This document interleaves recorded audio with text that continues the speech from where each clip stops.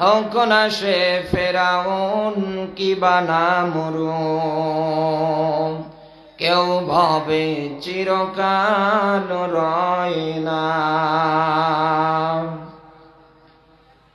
এই সেই পিরামিড দাঁড়িয়ে আকাশের দিকে মাথা বাড়িয়ে, ইতিহাস হয়ে আছে চিরকাল, ইতিহাস হয়ে আছে চিরকাল, ফেরাউন শুধু ভবে রয় না। নীল নদ আজও আছে থাকবে, চিরদিন সত্যকে ডাকবে, ডেকে ডেকে বলে যাবে দিন রাত, ডেকে ডেকে বলে যাবে দিন রাত, কেউ যেন ফেরাউন হয় না। আলহামদুলিল্লাহ,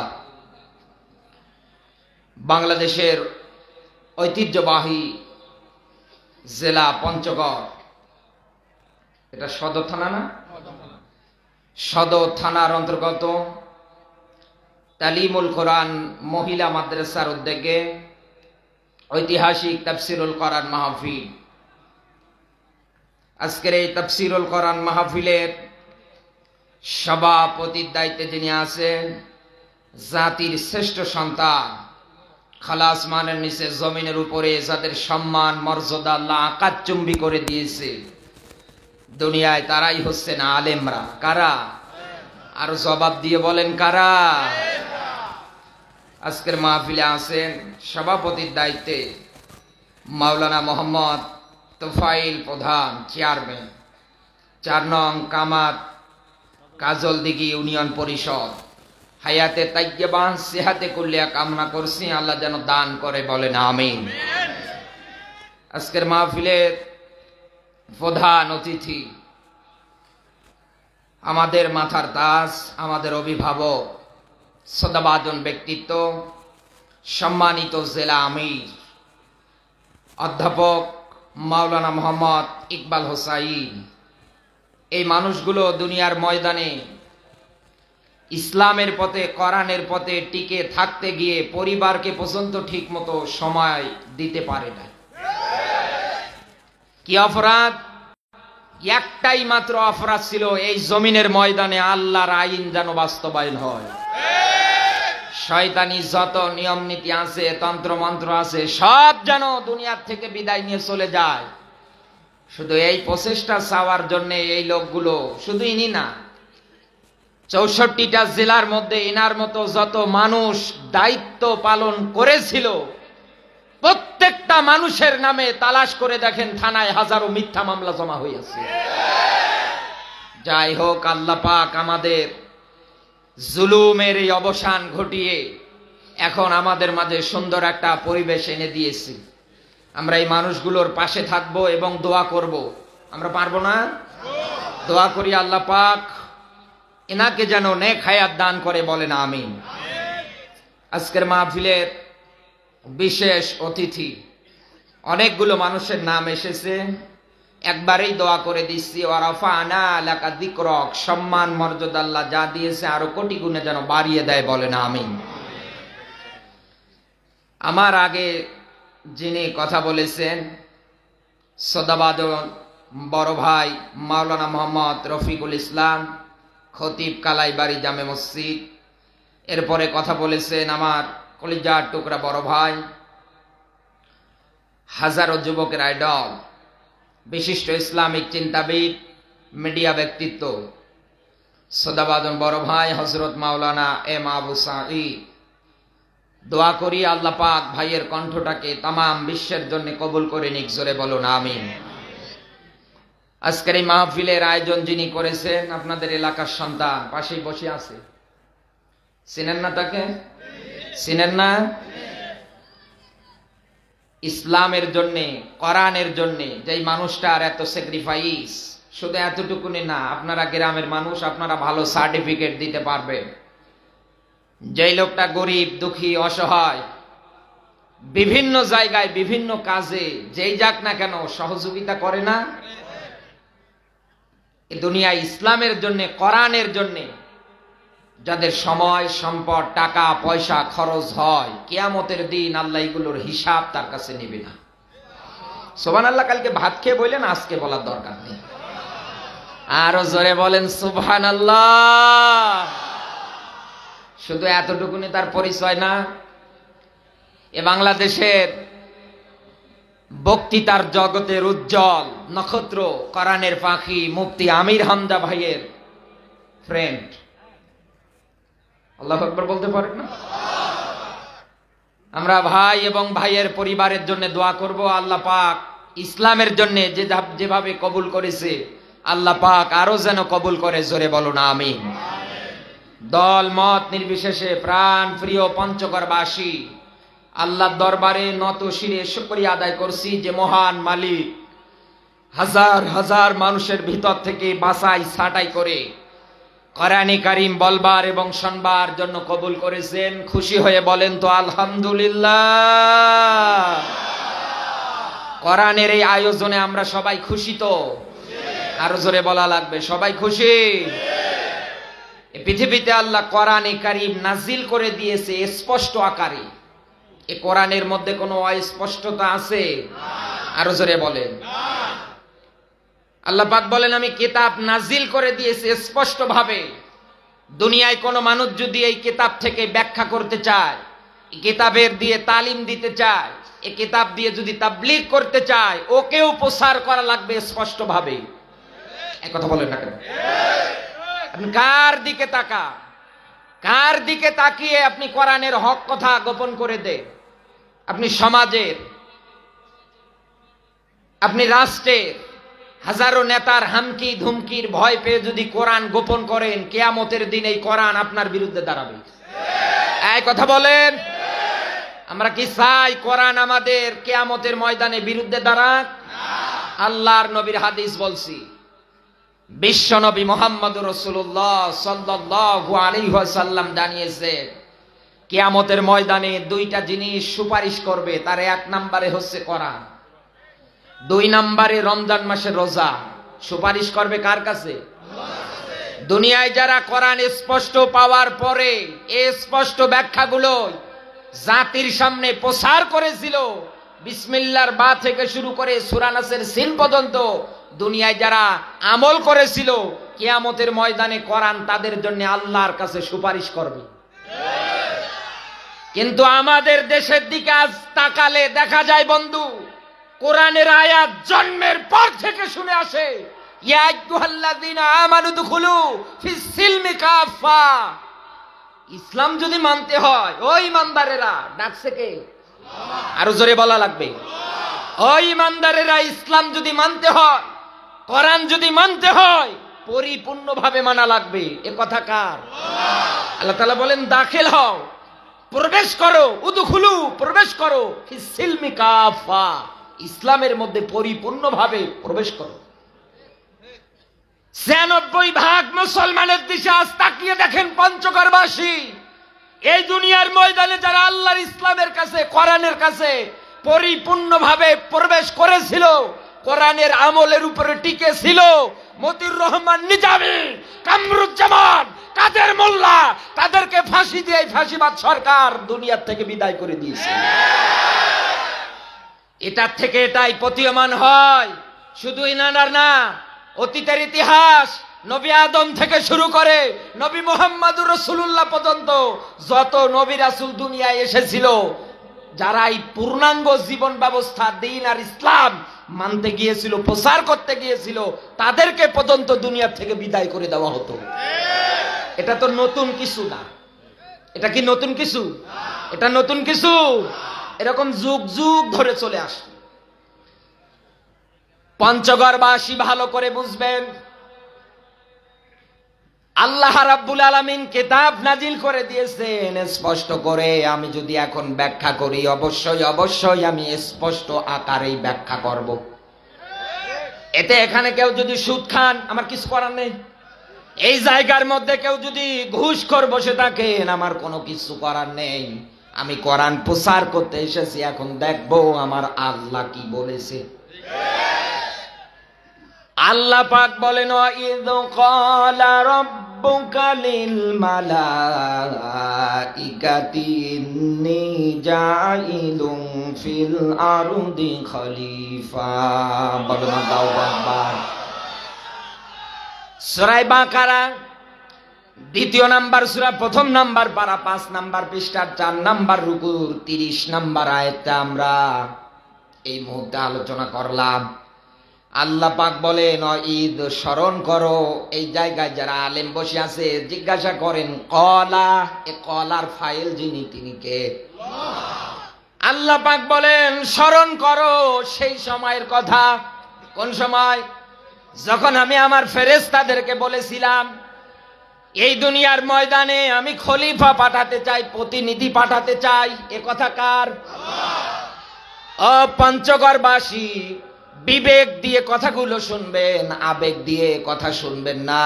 আমি আপনাকে হাত জোর করে বলছি, কারণ আমি আগেই বলেছি আমি স্পষ্ট কথা বলবো। আল্লাহ রাব্বুল আলামিনের এই ব্যাখ্যা শোনার পর পরে ফেরেশতারা 2টা বিষয় আল্লাহর কাছে দাঁড় করালেন। 1 নম্বরে, ও মালিক, দুনিয়ার ময়দানে তাদেরকে পাঠিও না, কারণ তারা দুনিয়ায় যাওয়ার পরে নিজেরাই মারামারি করবে, নিজেরাই নিজেদের উপরে জুলুম করবে, ফিতনা ফাসাদ তৈরি করবে। একথা বলেন না? ও পঞ্চগড়বাসী, ফেরেশতাদের ওই জবাব আজ থেকে কত হাজার হাজার বছর আগে বলেছিল, সেই জবাবটা আল্লাহ কোরআনের মধ্যে নোট করে দিয়েছেন। ওরা মালিকের সামনে এই কথাগুলো বলেছে। এখন আমি আপনার চোখের মধ্যে আঙ্গুল দিয়ে দেখাতে চাই, ওই যে ফেরেশতারা বলেছিলেন এরা নিজেরা রক্তপাত করবে, নিজেরাই মারামারি করবে, নিজেরা হানাহানি করবে, কাটাকাটি করবে। আমার তো মন বলে ফেরেশতাদের এই কথা 100 এখন আমাদের সঙ্গে মিলে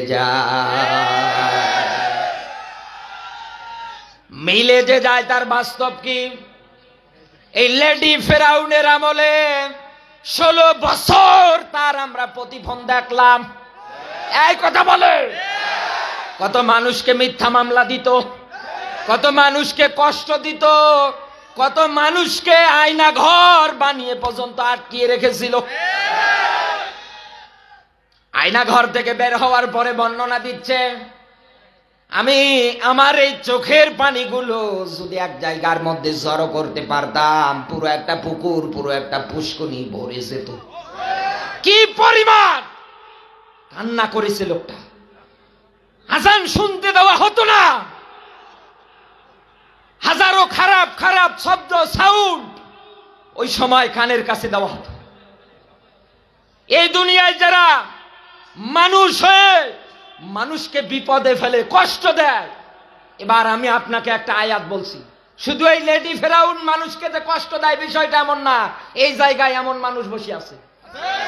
এই কথা বলে, মাথায় টুপি আছে, মুখে দাড়ি আছে, ও চলতে ফিরতে খাইতে নিয়ে উঠতে বসতে মানুষ হয়ে মানুষকে যারা কষ্ট দেন, আমি তাদেরকে বলছি ভাই আসেন আমি আপনাকে কোরআনের আয়াত দেখাচ্ছি। আল্লাহ পাক বলেন, ইন্নাল্লাযীনা ফাতানুল মুমিনিনা ওয়াল মুমিনাত। বলেন আল্লাহু আকবার। আল্লাহ পাক বলেন নিশ্চয় অতঃপর যারা ফাতানু, এখানে যারা হাফেজ আলেম বসে আছে জিজ্ঞাসা করে দেখেন ফাতানু শব্দের অর্থ বিপদে ফেলা, কষ্ট দেওয়া। পঞ্চগড়বাসী কাদেরকে বিপদে ফেলাবে, কাদেরকে কষ্ট দেবে, আল্লাহ রাব্বুল আলামিন এই জায়গার মধ্যে নিজে উল্লেখ করে দিয়েছে। মুমিন শব্দটা পুরুষবাচক, মুমিনাত শব্দটা স্ত্রীবাচক। তার মানে আমার আল্লাহ এই জায়গায় বোঝাতে চাইলেন এই দুনিয়ার ময়দানে মুমিন নর এবং নারীদেরকে যারা বিপদে ফেলাবে, কষ্ট দেবে, সুম্মা লাম ইয়াতুবু, এর পরেও এই লোকগুলো দুনিয়ায় তাওবা করে না। কথা বলেন না কেন? এর পরেও এই লোকগুলো দুনিয়ায় তাওবা করে না। এ অবস্থায় লোকগুলো যদি মারা যায়, আল্লাহর ব্যাখ্যা ওর জায়গা হচ্ছে জাহান্নাম। এখন আপনি নিজে চিন্তা ভাবনা করেন তো বন্ধু, এই দুনিয়ার ময়দানে ফেরেশতাদের এই কথার সঙ্গে আজ যারা মিল রেখে চলতেছেন, আমি তাদেরকে উদ্দেশ্য করে বলছি, এই দুনিয়ার ময়দানে আপনিও যদি নিজেই নিজেকে কষ্ট দেন, নিজেই নিজের উপরে যদি জুলুম করেন, আপনার এই হাতের দ্বারা কোনো নিরপরাধ মানুষকে যদি কষ্ট দেন, আপনার এই পায়ের দ্বারা কোনো মানুষকে যদি কষ্ট দেন, আপনার জবানের দ্বারা কোনো মানুষকে যদি কষ্ট দেন, বিপদে ফেলান, আপনার জন্য জাহান্নাম বানিয়েছে তিনি কে? 2 নম্বরে আল্লাহ রাব্বুল আলামিনের ফেরেশতারা ডাক দিয়ে বলেছিলেন, মালিক এদেরকে না বানালেই ভালো হয়, তোমার তাসবিহ তাহলিল গুণগান গাওয়ার জন্য তো আমরাই আছি। তার মানে 2 নম্বরে জবাবটা ফেরেশতারা আল্লাহকে দিয়েছিল যে মালিক মনে হয় দুনিয়ায় যাওয়া, দুনিয়ায় যাদেরকে পাঠাতে চায়, দুনিয়ায় যাদেরকে প্রতিনিধি খলিফা করে পাঠাতে চায়, এরা মনে হয় দুনিয়ায় যাওয়ার পর পরে জিকির করবে, তাসবিহ তাহলিল পড়বে। কথা বলেন না? আল্লাহ পাক ফেরেশতাদের জবাব শেষের দিকে দিয়েছে, ক্বালা ইন্নী আ'লামু মা লা তা'লামুন। আল্লাহ পাক বলেন, ফেরেশতারা আমি আল্লাহ যা জানি তোমরা তা জানো না। এ কথা কার? আরো জোরে বলা লাগবে। এইবার আসেন পঞ্চগড়বাসী, আমার মালিক এবার জানে কি? এটা জানার দরকার নেই? আরো জোরে বলেন। আমার মালিক ফেরেশতাদেরকে বললেন, আমি আল্লাহ যা জানি তোমরা তা জানো না। তার মানে আমার আল্লাহর এই জায়গার মধ্যে গোপন কোন উদ্দেশ্য আছে, দুনিয়ায় মানুষদেরকে খলিফা করে পাঠানোর। এই কথা বলেন না কেন? কেন পাঠালেন? সূরা ফাতির 35 নম্বর সূরার 32 নম্বর আয়াতের মধ্যে আল্লাহ পাক সুন্দর করে এর একটা নিদর্শন দিয়েছে। এখানে যারা হাফেজ আলেম বসে আছে জিজ্ঞাসা করেন, পুরো মুসলিম জাতিকে আল্লাহ পাক 3 ভাগে বিভক্ত করেছেন। কয় ভাগ? 3 ভাগ। আরো জোরে বলেন। 1 নম্বরে আল্লাহর ব্যাখ্যা, ওরা নিজেরাই নিজেদের উপরে জুলুম করে। এখন যদি বলেন যে কেমন করে করে, এই দেশের ময়দানে আজ অবস্থা মিলিয়ে দেখেন, যদিও আপনাদের পঞ্চগড়ে নাও থাকতে পারে, 64টা জেলার অনেক জায়গায় আছে এক আল্লাহকে বাদ দিয়ে কত মানুষ বিভিন্ন আগলা বাবা, পাগলা বাবা, ল্যাংটা বাবার পায়ে সেজদা দেয়। আমি নিজে দেখেছি সিলেটের শাহজালালের মাজারে। শাহজালাল তো আল্লাহর ওলি, কথা বলেন না কেন? তিনি আল্লাহর ওলি না? যার এক হাতে ছিল তরবারি আর এক হাতে ছিল আল্লাহর কোরআন, সেই শাহজালালের মাজারে গিয়ে তাকিয়ে দেখেন কত মানুষ প্রকাশ্যে পর্যন্ত শিরিক করে যাচ্ছে। আমি গিয়েছিলাম সুনামগঞ্জে, সেই দোয়ারা বাজার ছাতক, ড্রাইভার বলছে ভাই চলেন এই যে দিক দিয়ে আমরা একটু শাহজালালের মাজারের মধ্যে চলে যাই। ওই জায়গায় গেলাম দেখার জন্য। গিয়ে দেখতে ওই জায়গার মধ্যে আমি দাঁড়িয়ে আছি, একটা লোক অনেকগুলো টাকা নিয়ে সে কবরের উপরে ছুঁড়ে মেরে দিয়ে হাউ মাউ করে কাছে আর সেজদায় পরে কি কি যেন বলে।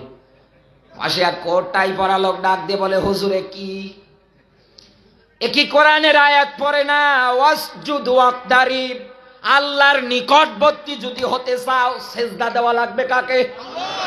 আরো জোরে বলে। এই দুনিয়ার ময়দানে এক আল্লাহ বাদ দিয়ে অন্য কাউকে যদি কেউ এই রকম সেজদা, মাথা নত, রিজিক দাতা, আইন দাতা, এক কথায় আল্লাহকে বাদ দিয়ে দুনিয়ায় যদি অন্য কাউকে সমকক্ষ দাঁড় করায়, ওই হচ্ছে নিজেই নিজের উপরে জুলুম করে। বুঝতে কোনো কষ্ট আছে? 2 নম্বরে আল্লাহর ব্যাখ্যা, এই দুনিয়ার ময়দানে ওরা মাঝামাঝি অবস্থানকারী হয়। মাঝামাঝিতে কারা থাকে? গোলালু, কথা বলেন, দোদুল্যমান, একবার এদিকে একবার ওদিকে। একটা বিড়ি দেবেন হাতে, একটা লাল চা হাতে দেবেন, কত মানুষ এই দুনিয়ায় আছে, আগে কইতো লেডি ফেরাউনের দল, এখন বলে আমরাও শিবির। ভুল বললাম? আমরাও তো এখন জামাত। কারণ এদেশে যারা দায়িত্ব নিয়ে বসে আছে, ওরা যেখানেই হাত দেয় ওই জায়গায় শিবির বের হয়। এই কথা বলে, যেখানেই হাত দেয় ওই জায়গায় জামাতের নেতা কর্মী আছে না নে? কত মানুষ এই রকম সিস্টেম দেখার পর পরে ওরা আস্তে করে মাঝামাঝিতে এসেছে। আবার আজকে একটা ফোন কল দেখলাম, গোপালগঞ্জের কি যেন নাম ওর, ও বলছে আপা আপনি আসেন, আপনি স্যার আমরা দুর্বল, আপনি আসেন। আফা বলছে নামের লিস্ট করো, আমাদের কর্মীদের যারা জবাই করছে এদের নামের লিস্ট করো। 9 সাল থেকে শুরু করে এই পর্যন্ত জামাত শিবিরেরা আমার অত্যাচার করেছে, জ্বালিয়েছে। কি কষ্ট গো, আমার এত জ্বালালো, এদের নামের লিস্ট তৈরি করো। ওরে শয়তান, তুই কিসের নামের লিস্ট তৈরি করবি? লিস্ট তৈরি করবো তো এখন আমরা, তুই পালানোর রাস্তা পাবি না। আবার বলিস যে নামের লিস্ট তৈরি করো, চোরের মতো পালাও।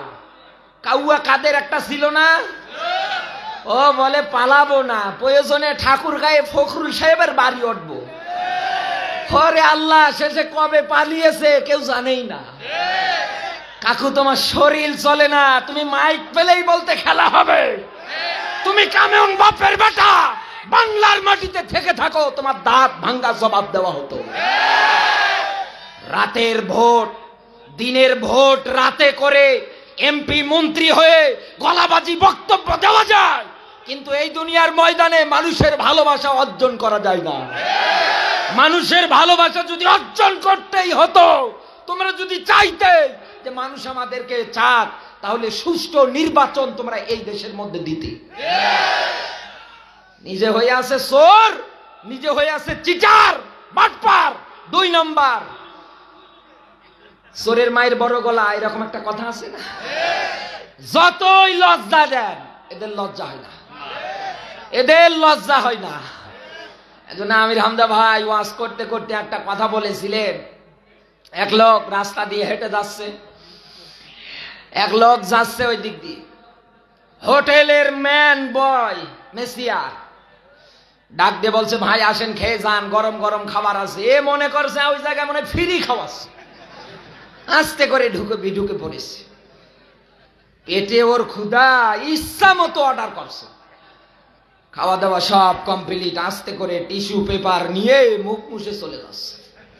ডাক দিয়ে বলছে ভাই বিল দেবেন না? বলে ওই কিসের বিল, আমি তো রাস্তা দিয়ে যাচ্ছিলাম, তোমার বয়ই তো ডাকলো আর আমি এসে খালাম, টাকা দেবো মানে? আমি টাকা দিতে পারবো না। দোকানদার বলছে এ তো শেষরা, এ তো টাকা দেবে না।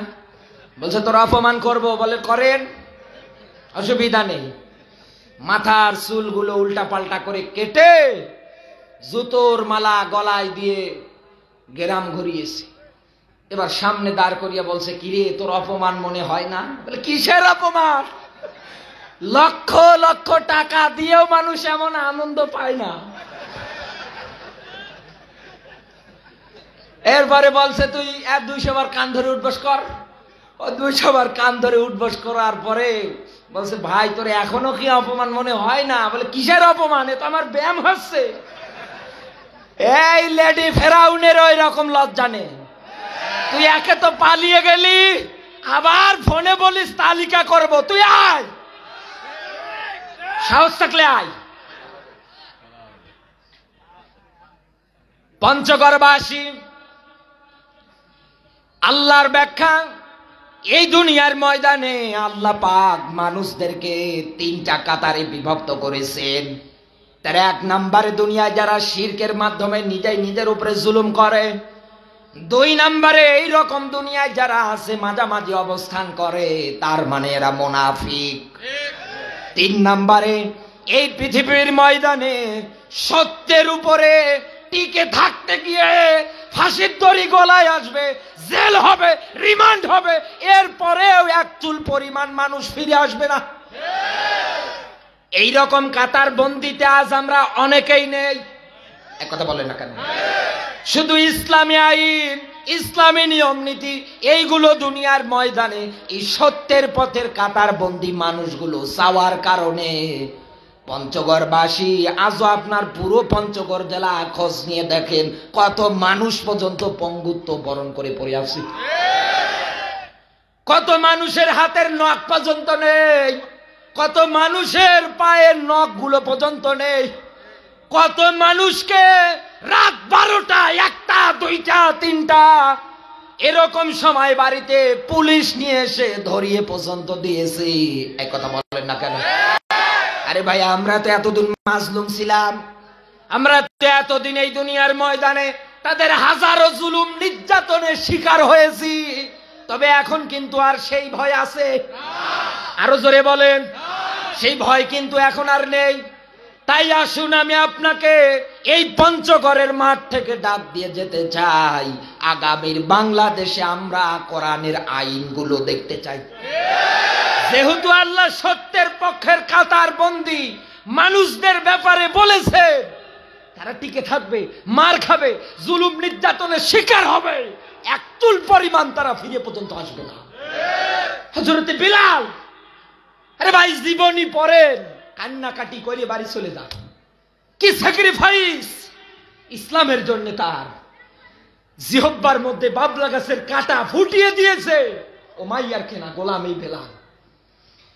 হযরতে বিলাল জিহ্বা দিয়ে বারবার বলতেছিলেন আহাদ আহাদ, আহাদ আহাদ বলার কারণে, আল্লাহ এক, আল্লাহ এক এ ঘোষণা দেওয়ার কারণে কাফের বেঈমান যারা ছিল বাবলা গাছের কাঁটা ফুরিয়ে দিয়েছে যেন আর জিহ্বাটা নাড়াতে না পারে। হযরতে বিলাল ওই মুহূর্তে আঙ্গুল দিয়ে ইশারা করে ডাক দিয়ে বলছে, কাফের বেঈমানেরা, আমার জিহ্বা আটকিয়ে লাভ নেই। যে মালিকের নাম তোমরা উচ্চারণ করতে বাধা দাও, আমার বুকের ভিতরে কলিজার মধ্যে ওই মালিকের নাম আমি অঙ্কন করে নিয়েছি। আল্লাহ জানে আমি দুনিয়ায় খলিফা হিসাবে, প্রতিনিধি হিসাবে যাদেরকে পাঠাবো তাদের ভিতরে 3 নাম্বার কাতারটার মধ্যে এইরকম মানুষ তৈরি হবে। হযরতে আবু বকর কি স্যাক্রিফাইস, সম্পদ আদি টাকা পয়সা সব বিলাচ্ছেন ইসলামের জন্য, সব বিলিয়ে দিচ্ছে। সূরা আসরের ব্যাখ্যা পড়তে গিয়ে আমি একটা ব্যাখ্যা পেয়েছি। লোকজন এসে ডাক দিয়ে বলছে, আবু বকর, ইসলাম মানার পর থেকে তোমার ব্যবসা ঠিক মতো চলছে না, তুমি তো ইসলাম ধর্ম গ্রহণ করার পর পরে নিজেই ক্ষতিগ্রস্ত হয়ে যাচ্ছ। হযরতে আবু বকর বলেছিলেন, এই দুনিয়ার ময়দানে ইসলাম যারা না মানে তারাই ক্ষতির কাতারে আছে। এক কথা বলেন না কেন? তারাই তো ক্ষতির কাতারে আছে। ইসলামের জন্য, কোরআনের জন্য আপনি এরকম কত উদাহরণ দেখবেন, কত এরকম ব্যাখ্যা বিশ্লেষণ পাবেন। খাব্বাব, খুবাইব, আম্মার বিন ইয়াসির, এক কথা বলেন না কেন? হযরতে সুমাইয়া, হযরতে আসিয়া, ইসলামের জন্য টিকে থাকতে গিয়ে তারা জীবন বিলিয়ে পর্যন্ত দিয়ে গিয়েছে। আল্লাহ এই ব্যাখ্যাটাই এই জায়গায় উঠিয়েছে। আমি যা জানি তোমরা তা জানো না। জানে কে? জানে কে?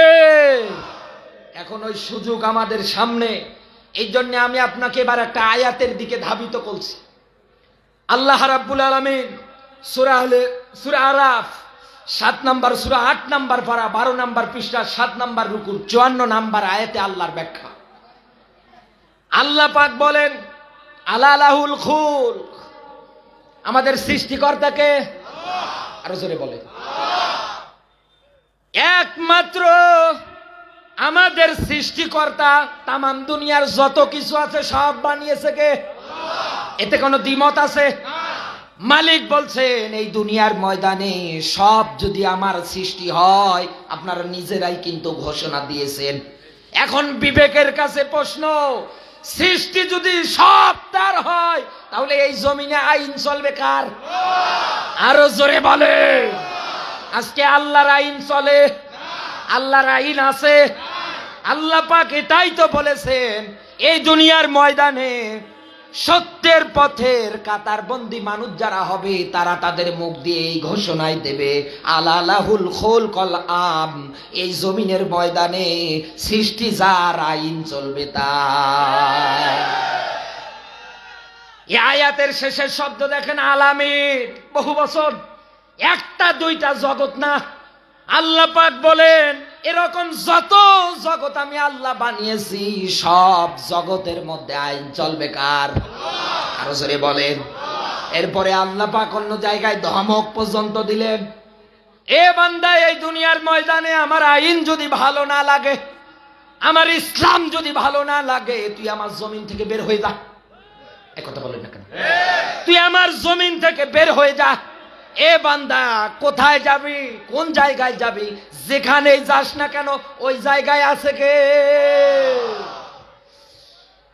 আপনি যেখানেই যান না কেন ওই জায়গার মধ্যে আপনার আমার একজন মালিক, অভিভাবক আছে, তিনি হচ্ছেন আমার আল্লাহ। পঞ্চগড়বাসী 16 বছর ধরে এই রকম উন্মুক্ত ময়দানগুলোতে আমরা মন খুলে কোরআনের কথা বলতে পারি নাই। এই কোরআনের মধ্যে আল্লাহ সব সিরিয়াল করে করে দিয়েছে। এখন আমাদের দেশে এই আইনগুলো খুবই দরকার। এই আইন কায়েম করার পক্ষে আমরা নেই। খালি কি হুজুরেরা দৌড়াবে? ভাই দৌড়াবে? আবু সাইদ ভাই, ইনি তামাম দুনিয়ার যত মানুষ আল্লাহ বানিয়েছে সবার দায়িত্ব এই দুনিয়ার ময়দানে এখন সৃষ্টি যার, আইন চলবে তার। এই মতের পক্ষে আমরা একমত। আল্লাহ পাক যেন কবুল করে, বলেন আমিন। এই দুনিয়ার ময়দানে আল্লাহর আইন, আল্লাহর নিয়ম নীতি দুনিয়ায় যাদের ভালো লাগে না, আমি আবারও বলছি, আল্লাহ তাদের রেড সিগন্যাল দিয়ে বলেছেন, বের হয়ে যা, তুই বের হয়ে যা। কোথায় যাবি? যেখানে যা ওই জায়গায় আছে কে? আছে কে? এরপর পরে এবার আমি আপনাকে আর একটা কথা বলছি। সূরা মাইদা 5 নাম্বার সূরা 6 নাম্বার পারার, এটা পাবেন আপনি 7 নাম্বার পৃষ্ঠার 44 নাম্বার আয়াত। খুবই পরিচিত একটা আয়াত। আল্লাহ পাক বলেন, আমাল্লাম ইয়াহকুম বিমা আনজালাল্লাহু ফাউলাইকা হুমুল কাফিরুন।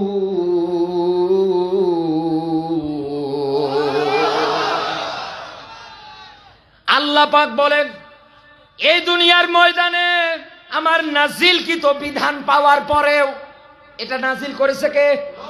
আরো জোরে বলেন। এর মধ্যে রাজনীতি আছে, এর মধ্যে অর্থনীতি আছে, এর মধ্যে সমাজ ব্যবস্থা আছে, এর মধ্যে বিচার ব্যবস্থা আছে। এই কথা বলেন না? ব্যক্তি জীবন থেকে শুরু করে রাষ্ট্রীয় জীবন পর্যন্ত যত নিয়ম নীতি সবগুলো আল্লাহ কমপ্লিট আকারে দিয়েছে। কিয়ামত পর্যন্ত কেউ কোনোদিন রদ বদল করতে পারবে না। পারবে? আরো জোরে বলেন। আল্লাহ পাক বলেন, আমার এই নাজিলকৃত বিধান দিয়ে দুনিয়ায় যারা একটাও করে না, দেশ চালায় না, রাষ্ট্র চালায় না, সমাজ চালায় না, আল্লাহ পাক বলেন ফাউলাইকা, আল্লাহ নিজে কুদরতের আঙ্গুল দিয়ে দেখাচ্ছে ওই মানুষগুলো। ওই মানুষগুলো কারা? এই লেডি ফেরাউন। এই কথা বলেন না কেন? একাউয়া কাদের?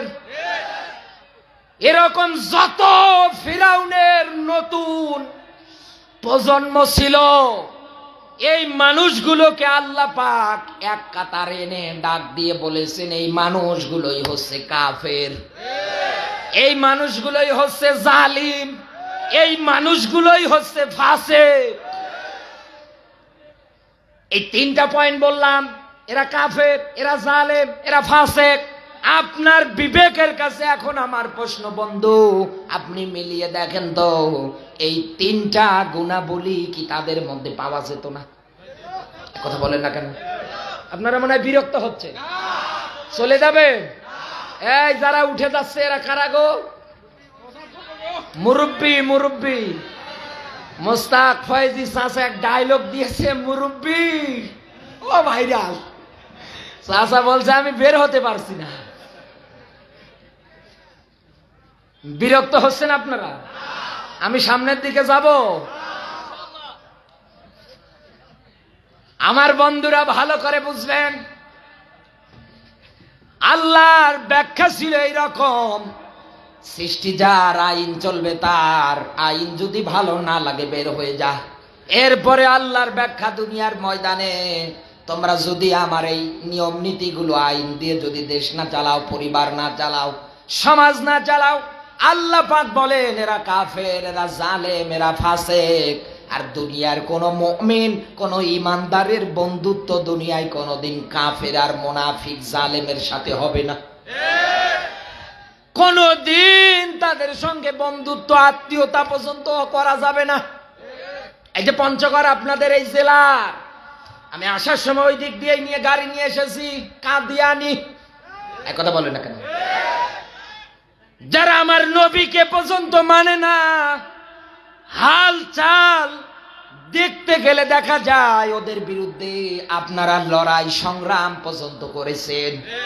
পঞ্চগড়ের হাজারো মানুষের রক্ত পর্যন্ত ওদের বিরুদ্ধে নবীর মান আর শানকে উপরে ওঠানোর জন্য ছড়িয়েছে মানুষ।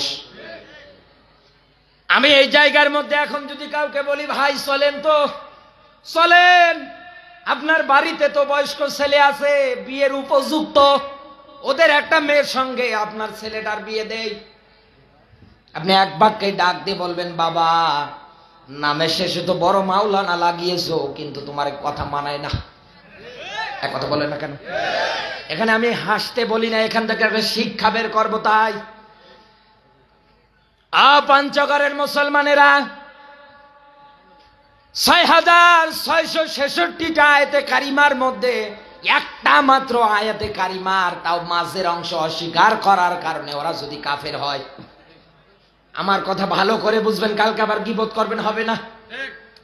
খাতামান নবিয়্যিন, এই এতটুকুন শব্দ না মানার কারণে ওরা যদি কাফের হয়, তাম দুনিয়ার যত মুসলমান আছে সবাই যদি ঘোষণা দেয় ওরা কাফের, ওরা কাফের। এখন আপনার বিবেকের কাছে আমি প্রশ্ন রাখতে চাই, এই দুনিয়ার ময়দানে আল্লাহ পাকের ৬,৬৬৬টা আয়াতের একটাও যারা মানে না, ওরা যদি একটার কিঞ্চিত পরিমাণ অংশ অস্বীকার করার কারণে কাফের হয়, আর যারা একটাও মানে না, দুটাই কি এক সমান?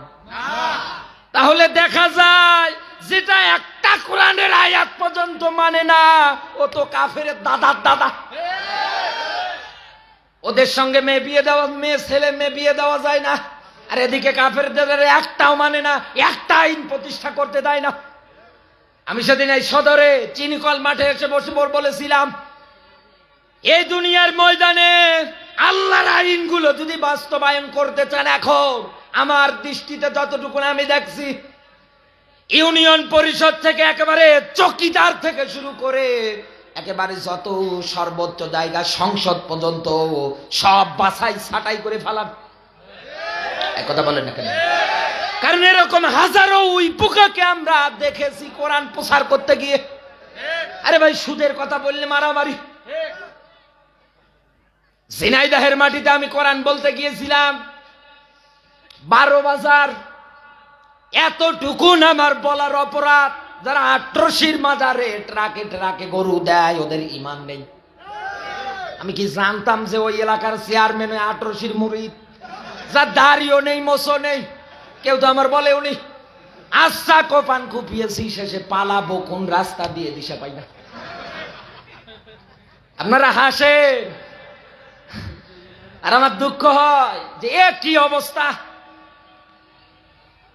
পঞ্চগড়বাসী এই দুনিয়ার ময়দানে দেখেন, আমি নোট করে নিয়ে এসেছি, আল্লাহর আইনগুলো দুনিয়ায় প্রতিষ্ঠিত করতে বাধা দেয় 3 প্রকার মানুষ।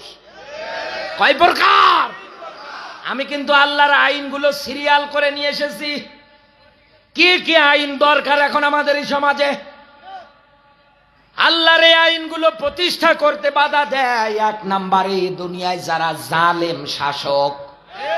আর এই পৃথিবীর ময়দানে নবী মুহাম্মদুর রাসূলুল্লাহ সাল্লাল্লাহু আলাইহি ওয়াসাল্লাম জানিয়েছেন, পৃথিবীতে সবচাইতে বড় জিহাদ হচ্ছে ওইটা, জালেম শাসকের সামনে সত্য কথা বলে টিকে থাকা। আপনি কেন জেনে শুনে সত্যকে মিথ্যার সঙ্গে সংমিশ্রণ করেন? যেটা না ওটা পর্যন্ত আপনি উল্টিয়ে দেন। এই জালেম এরকম হাজারো মিথ্যা মামলা সাজিয়ে আমাদের কলিজার টুকরাকে কেড়ে নিয়েছে। এই তাফসীর মাহফিল, আজ এই জায়গায় লেখা তাফসীরুল কোরআন মাহফিল, এটা সূচনা করলো কে? আজও যান আল্লামা সাইদি ফাউন্ডেশনে যান, ছেলেদের সঙ্গে যদি আপনার দেখা হয়, বাবার কথা একটু স্মরণ করিয়ে দেবেন, হাউমাউ করে কাঁদবে। মানুষ তাহাজ্জুদ পড়ে পড়ে পর্যন্ত দোয়া করে, মানুষ রোজা পর্যন্ত তার জন্য রাখে, আল্লাহ কোরআনের পাখিকে ফিরিয়ে দাও। কিন্তু আপনি আমাদের কোরআনের পাখির সঙ্গে যা করলেন, আল্লামা ডক্টর মিজানুর রহমান আজহারি ভাই দেশের বৈধ নাগরিক, বৈধ সন্তান, 4 বছর তার জীবন থেকে কেড়ে নিলেন। একথা বলেন না কেন? আমির হামদা ভাইয়ের 3 বছর জীবন থেকে কেড়ে নিলেন। রফিকুল ইসলাম মাদানীকে জেল খাটালেন। আল্লামা মামুনুল হকের নামে মিথ্যা মামলা দিলেন। আপনি মনে করছেন যে আপনাকে আমরা এত সহজে ছেড়ে দেব? এই দুনিয়ায় যারা আল্লাহর আইন নিয়ম নীতি কায়েম করতে বাধা দিবে, হয় ও দুনিয়ায় বেঁচে থাকবে, নতুবা আপনি থাকবেন। আমি কি এটা বানিয়ে বললাম? বানিয়ে বললাম? দলিল বলছি, লিখে নেন। সূরা তাওবার 111 নম্বর আয়াতের শেষের দিকে ব্যাখ্যা। আল্লাহ পাক বলেন, দুনিয়ায় জান আর মাল আমার কাছে বিক্রি করে দে, আমি তো এগুলো কিনে নিয়েছি। তোর জান আর মাল তো কিনে নিয়েছি, বিআন্না লাহুমুল জান্নাহ, জান্নাতের দ্বারা। বান্দা তোর জান আর মাল তো আমার, এখন তোকে আমি কর্মসূচি দিচ্ছি, তুই আমার রাস্তায় জিহাদ করতে গিয়ে, লড়াই করতে গিয়ে আগে মার, এরপরে মর। এক কথা বলেন না কেন? আল্লাহর এই আইনগুলো কায়েম করার দরকার নেই, দরকার নেই। পঞ্চগড়বাসী এই জায়গার মধ্যে যারা মনে করবেন আমি আন্দাজে শুধু চিল্লাচ্ছি না, আরে ভাই ইমানের দাবি নিয়ে চিল্লাচ্ছি, কারণ কোরআনের আয়াত আমার সামনে। মরার পরে আপনিও ধরা খাবেন, আমিও ধরা খাবো। আমি যদি না বলে যাই, কোরআনে কারীম জানিয়েছে, ওয়া ইন্নাহু লাযিকরুল লাকা ওয়া লিকাওমিকা ওয়া সাউফা তুসআলুন।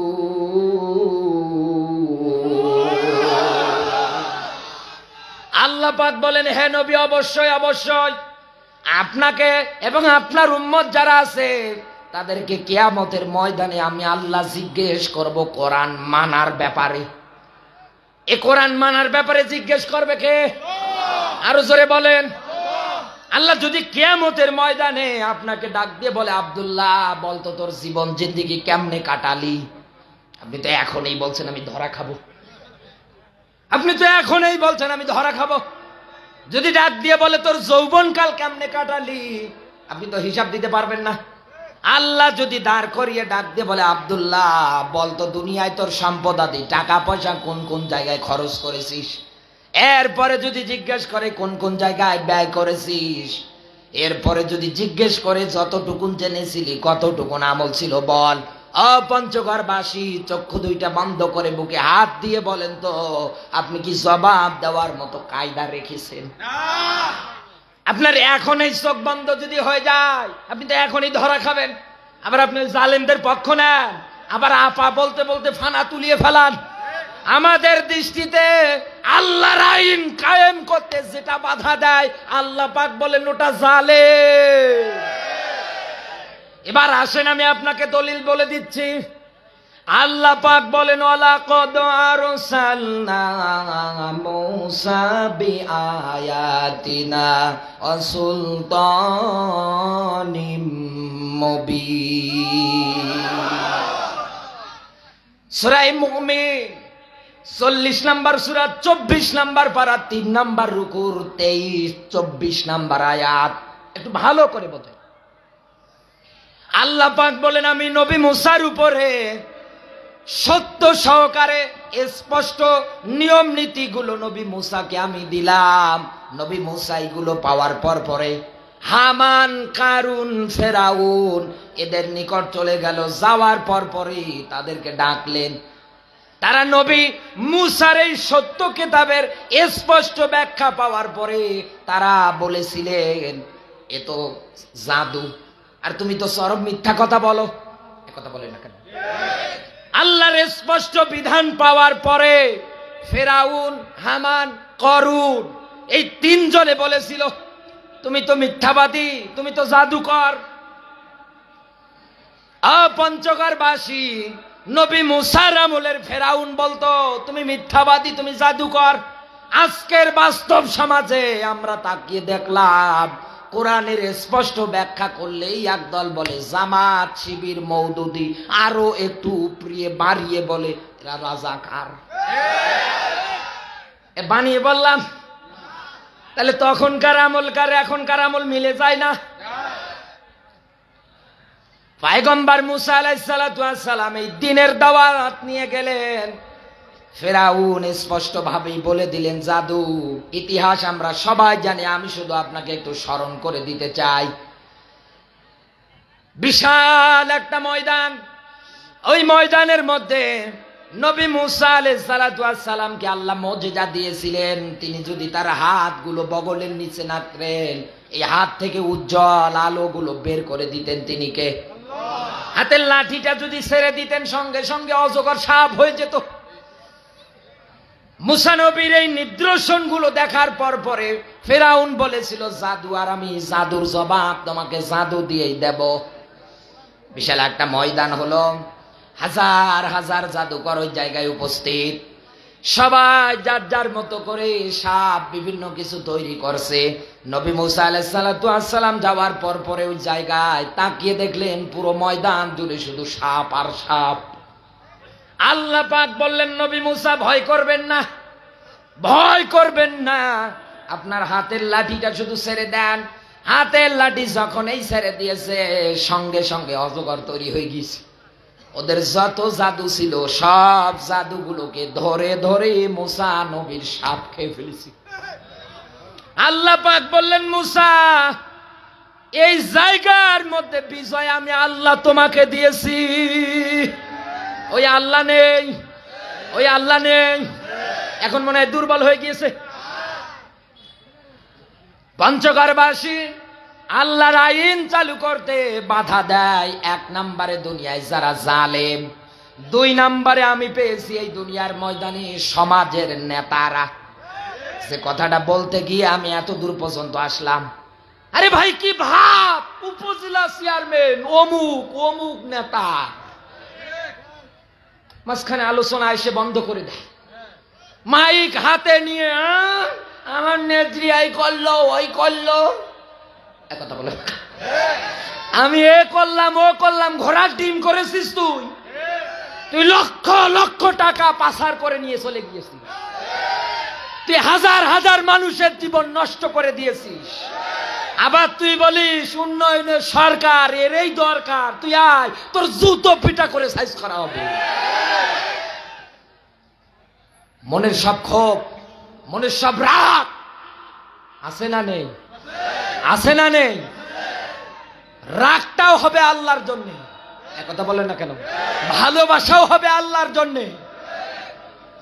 আমি কেমনে ভুলে যাব, কেমনে ভুলে যাব এই মানুষগুলোর আচরণ? কি নেতা আপনি গো, কি নেতা! আর কিছু মানুষ সামান্য টাকার লোভে, ভোটের লোভে ইমান পর্যন্ত বিক্রি করে দেয়। আরে ভাই 500 টাকা দেয়। আমার বড়ব্বা ইউপি সদস্য ছিল, বিপক্ষ পার্টি যিনি দাঁড়াতেন, রাতের বেলা কত এরকম দেখেছি কালোবাজারি ব্যাগ ভর্তি টাকা নিয়ে আসতো, গ্রামে ঢুকে ঢুকে দিত, আর আমরা গুলো পাহারার দায়িত্বে ছিলাম। কয়দিন কয়জনকে দাবড়িয়েছি কিন্তু ধরতে পারিনি। তার মানে ওরা আমার বরাবর হইতে দেবে না। মারা গিয়েছে, দোয়া করেন আল্লাহ পাক যেন জান্নাতের মেহমান বানিয়ে দেয়, বলেন আমিন। এই যে মানুষগুলো ভোট নামক আমানত বিক্রি করে, এই মানুষগুলোর কাছে আপনি কি একটাবার চিন্তা করেন না? ইয়াউমা নাদউ কুল্লা উনাসিম বিইমামিহি, কিয়ামতের ময়দানে আল্লাহ প্রত্যেকটা মানুষকে ডাকবে ওর নেতার সাথে। এক কথা বলেন না কেন?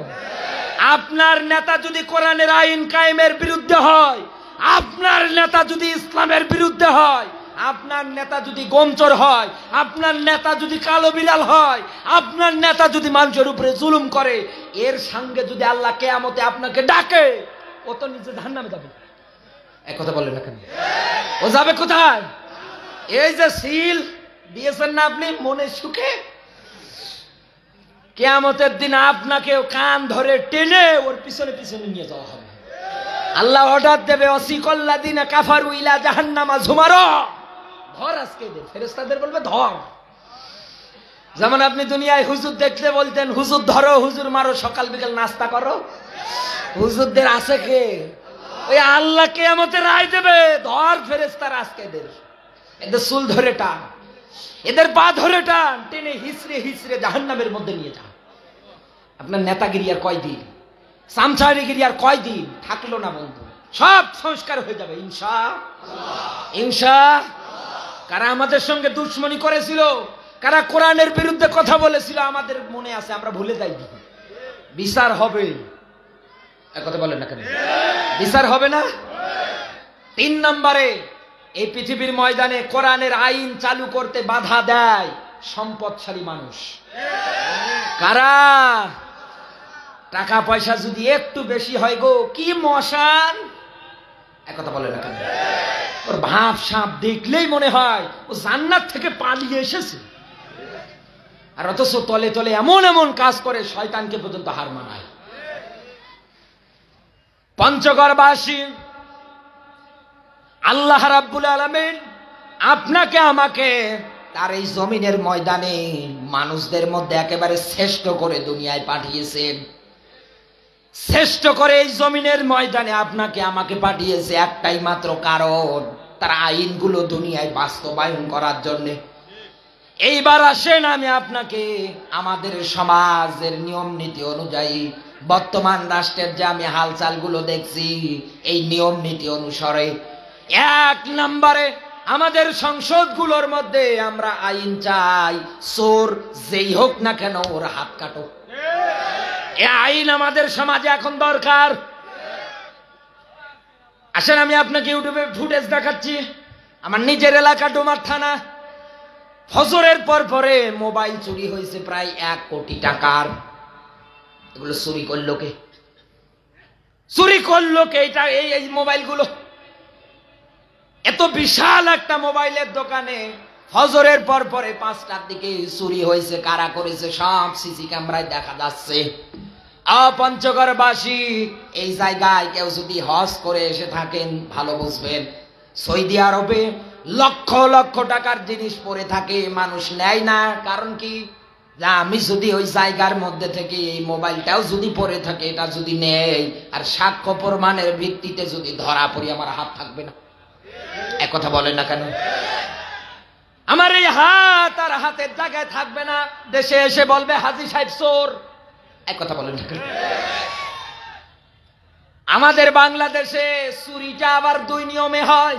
কয় নিয়মে? 1 নম্বরে কেউ চুরি করে অভাবে। অভাবে কি চুরি করে?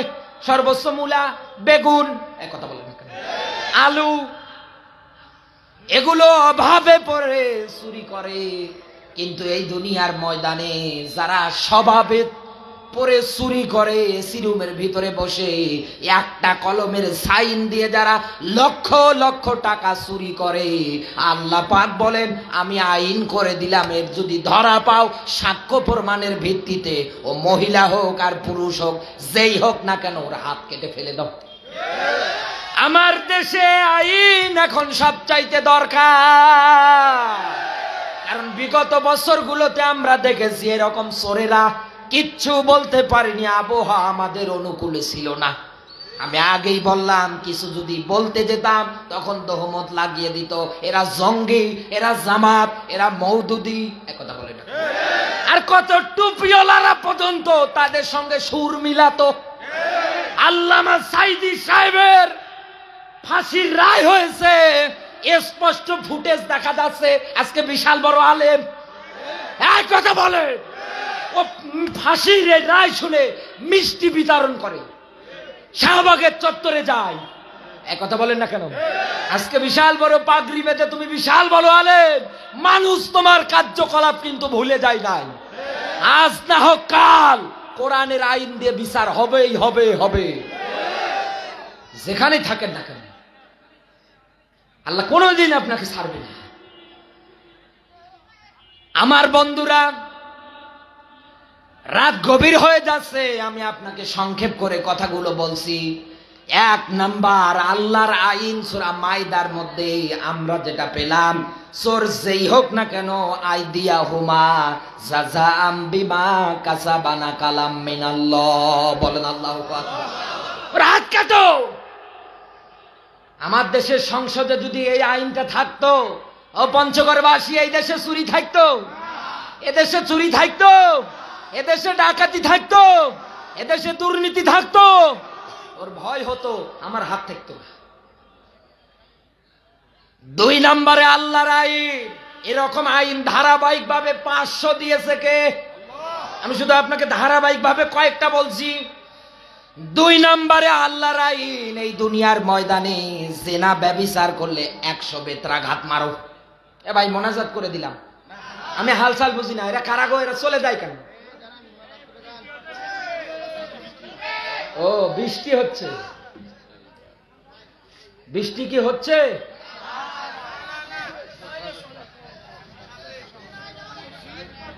একটা পয়েন্ট নিয়ে আমি আলোচনা শুরু করেছি, এখন আপনারা যদি চলে যান, আমি কি এখানে আমার বাবার কথা বলি? বাবার কথা বলি?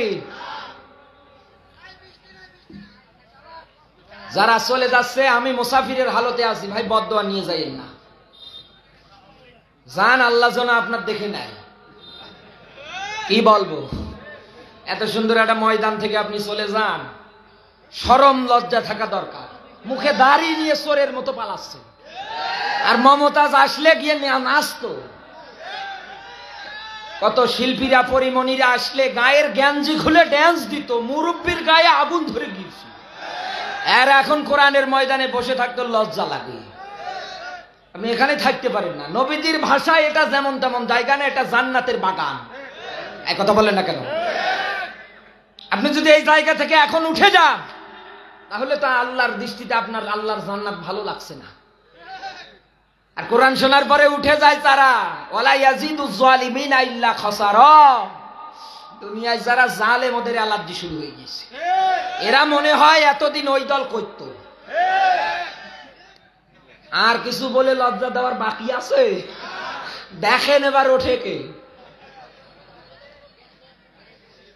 আল্লাহ রাব্বুল আলামিন সূরা নূরের 2 নম্বর আয়াতের মধ্যে আইন করে দিলেন, এই দুনিয়ার ময়দানে কেউ যদি অবিবাহিত অবস্থায় জিনা ব্যভিচারে লিপ্ত হয়ে যায়, ওকে 100 করে দৌড়া মারো, মিয়াতা দালদা। এ আইন কার? আরো জোরে বলেন। আর কেউ যদি দুনিয়ায় বিবাহিত অবস্থায় জিনা ব্যভিচার করে ফেলে, তাহলে তাকে মাটির মধ্যে গর্ত খনন করে পাথর মেরে দুনিয়ার থেকে বিদায় করে দাও। এই আইনগুলো কার? আমার বাংলাদেশে আইন এখন দরকার, কারণ এই দেশে আজ 80 বছরের বুড়ি মহিলা পর্যন্ত নিরাপদে নেই। ছোট্ট ছোট্ট বাচ্চাগুলো পর্যন্ত আজ নিরাপদে নেই। কি অবস্থা তৈরি হয়ে গেল, কি একটা অবস্থা তৈরি হয়ে গেল। এত ধর্ষণ, এত কিছু সমাজের মধ্যে আজ আমরা তাকালে দেখতে পাচ্ছি। আর আমার তো মন বলে, এই জিনা ব্যভিচারের আখড়া গুলো সবচাইতে বেশি এই দেশে যারা পার্ক বানিয়েছে ওদের ওই জায়গায়। কফি হাউস, কফি শপ, এই কথা বলে না কেন? বাড়িতে বলে যাচ্ছে আমি যাব স্কুলে। কিসের স্কুল, কিসের কোচিং? ও গিয়ে বসে বাদাম কেলিয়ে খাচ্ছে। এগুলো তো পঞ্চগড় জেলায় নেই। আমাদের এই সমাজের মধ্যে এই জিনা ব্যভিচারের আইনটা সবচাইতে এখন দরকার। আজ মেয়েদের সংসার ভেঙে যাচ্ছে এই জিনা ব্যভিচার, এই পরকীয়ার কারণে। এক কথা বলে না কেন? বাবা মা দেখে শুনে বিয়ে শাদী দিচ্ছে, স্বামীর বাড়ি যাওয়ার পরে ওর ভূতে ধরে। আর এক বল্টুকে ফোন দিয়ে বলছে, ওগো তুমি কই?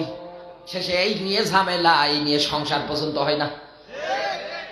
অথচ আল্লাহ পাক সূরা বানী ইসরাইলের 32 নম্বর আয়াতে বারবার নিষেধাজ্ঞা দিয়েছে। আল্লাহ পাক বলেন, খবরদার জেনা ব্যভিচারের ধারবর্তী নিকটবর্তী হবা না, কারণ এটা ফাহিশা কাজ, এটা অশ্লীল কাজ, এটা খারাপ কাজ। এই দুনিয়ার ময়দানে নিজেকে যদি বলেন আমি মুমিন, আমি ইমানদার এই দুনিয়ায়, তাহলে আল্লাহর অপছন্দনীয় কাজ কোনদিন আপনার দ্বারা হওয়া সম্ভব না। আপনি যদি করেই ফেলেন তাহলে বুঝবেন এই দুনিয়ার ময়দানে আপনি আল্লাহর অবাধ্য। আমার বন্ধুরা, 3 নম্বরে এই দুনিয়ার ময়দানে আল্লাহর আইন আমাদের সমাজে এখন দরকার সুদ। এটা বন্ধ করা। এক কথা বলে না কেন?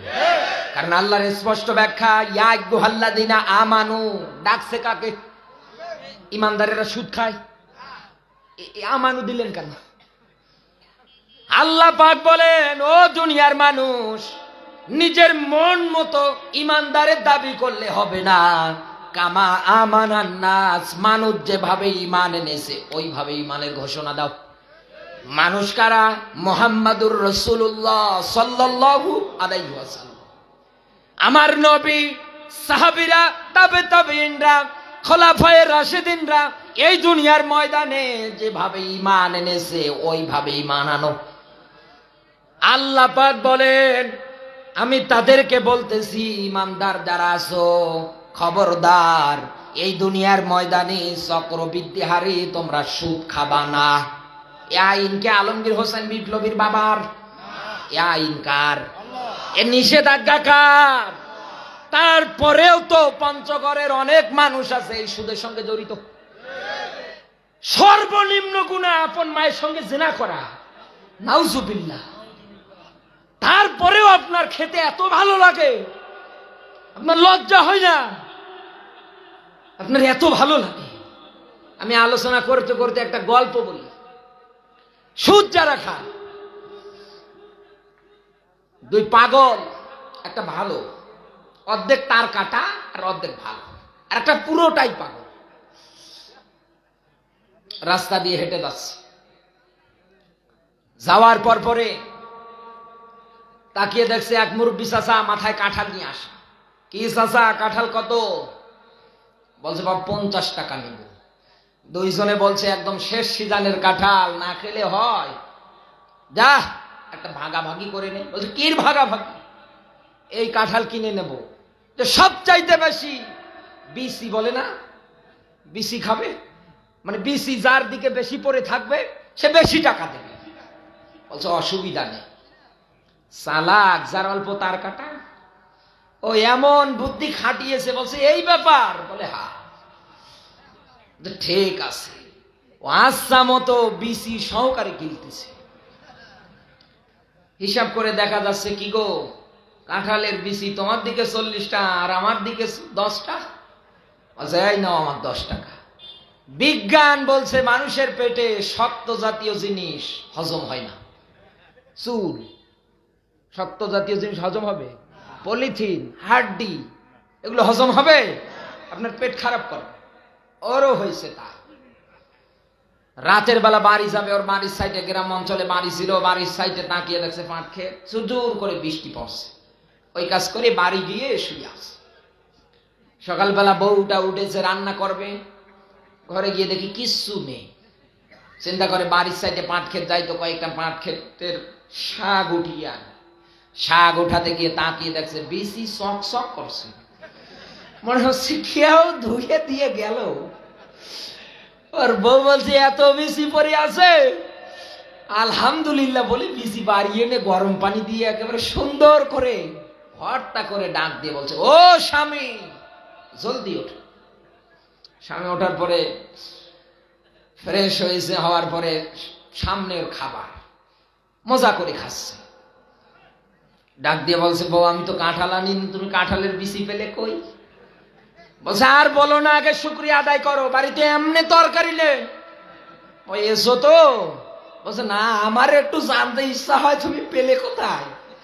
বলছে ওই তো পাট খেতে পেয়েছি। বলছে আল্লাহ সর্বনাশ, তুমি আমার এক জিনিস ঘুরিয়ে পেশিয়ে কয়বার খাওয়াও?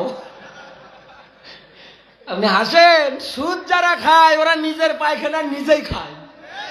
এক কথা বলে, ওদের লজ্জা নেই। ইমাম সাহেব সুদের কথা বলতে গিয়ে আপনি সভাপতি রাগ করেন, আপনার তো থাপড়িয়ে দাঁত ফেলিয়ে দেওয়া দরকার।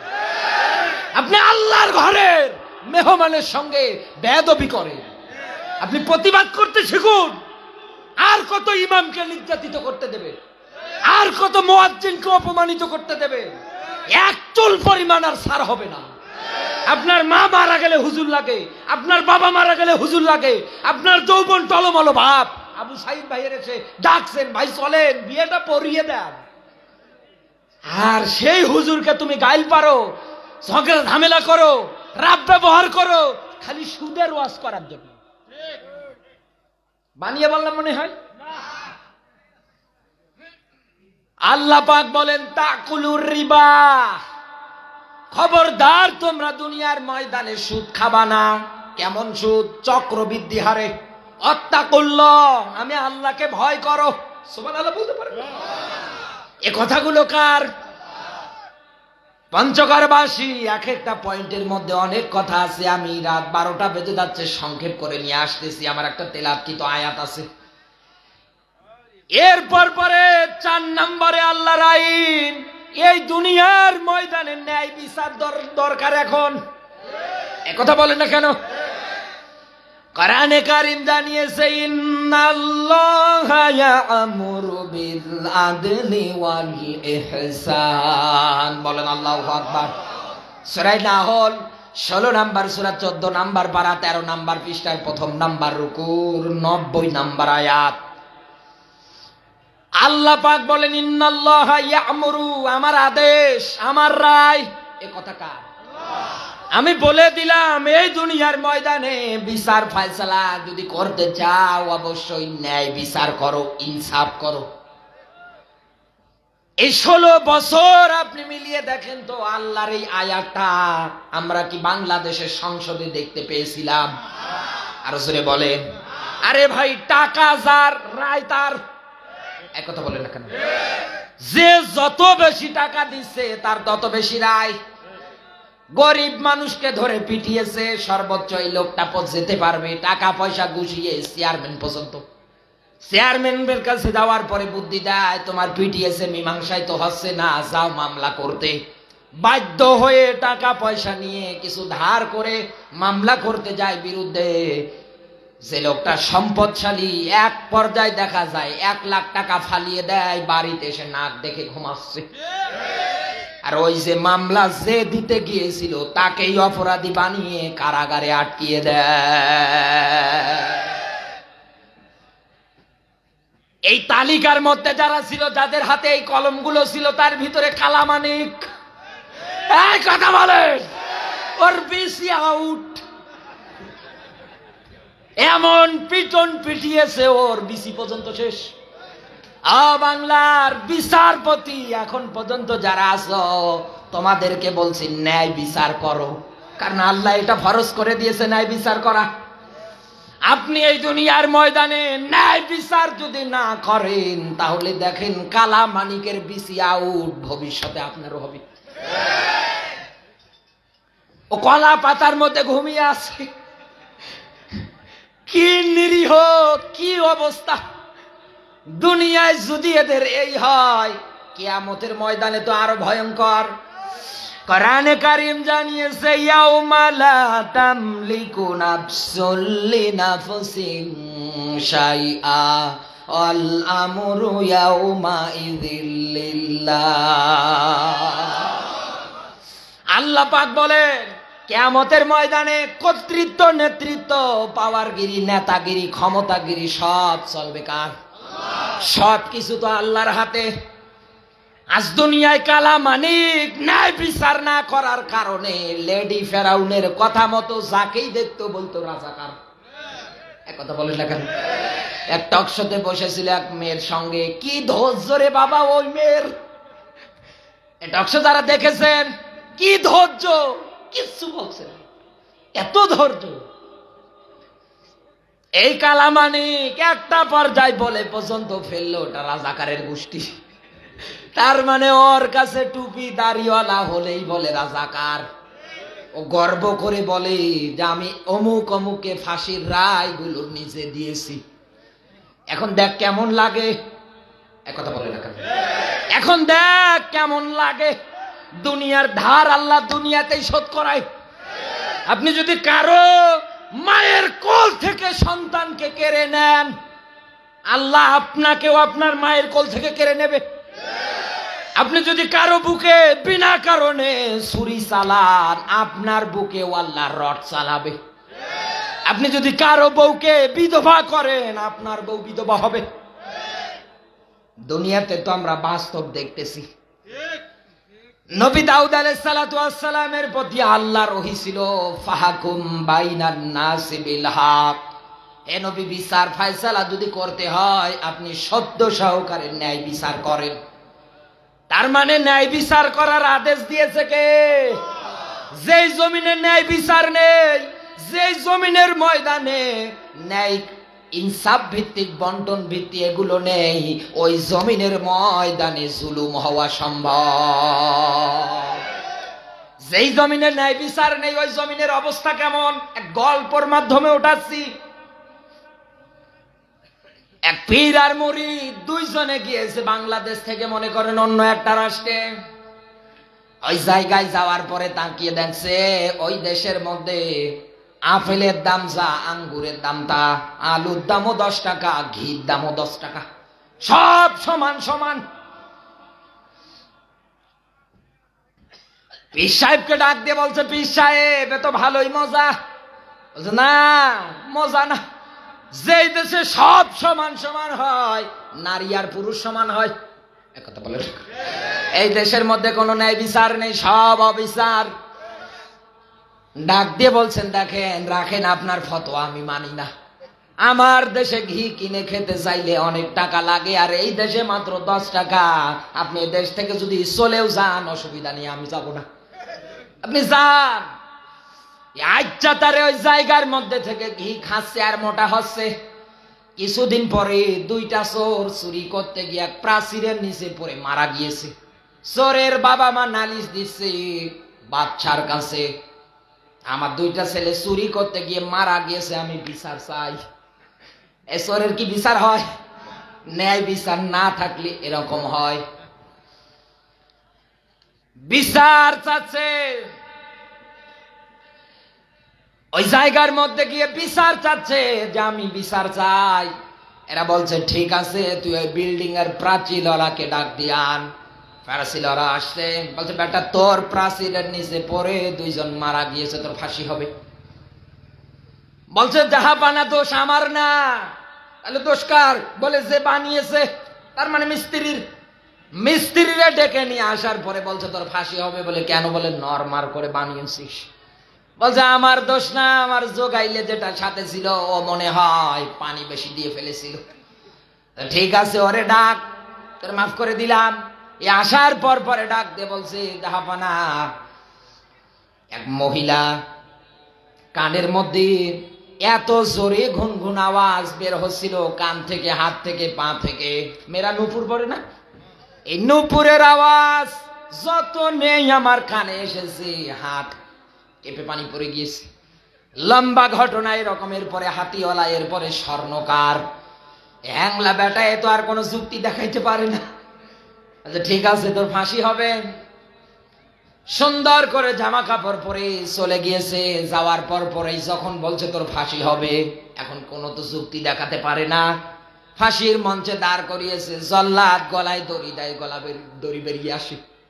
কি গো, এ কারে পাঠালে? তার গলার সঙ্গে দড়ির কোনো মিল নেই। জাহাপানাকে ডাক দিয়ে বলছে, দেখেন কারে পাঠালেন, গলার সঙ্গে তো এর দড়ির কোনো মিল হয় না। বলছে মিল যেহেতু হয় না, আমিও তো রায় দিয়ে দিলাম, আমার এক কথা এক রায় ফাইনাল। ওই মোটা গলা কার আছে ধরে আন।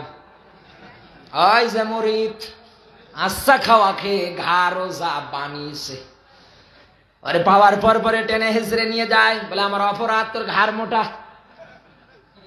বলছে এই জন্যই তোর ফাঁসি হবে, আমাদের দেশের রাষ্ট্রনায়কের আদেশ। রাষ্ট্রনায়কের সামনে যখন নিয়ে গিয়েছে, ডাক দিয়ে বলছে বেটা তোরে তো দেখে মনে হয় তুই অন্য রাষ্ট্রের লোক। বলে হা, আমি দেশের না। কার সাথে এসেছি? বলে আমার পীর সাহেবের সঙ্গে। বলে জীবনের কোন শেষ ইচ্ছা আছে? বলে হা, আমি আমার পীর সাহেবের একটু দেখবো।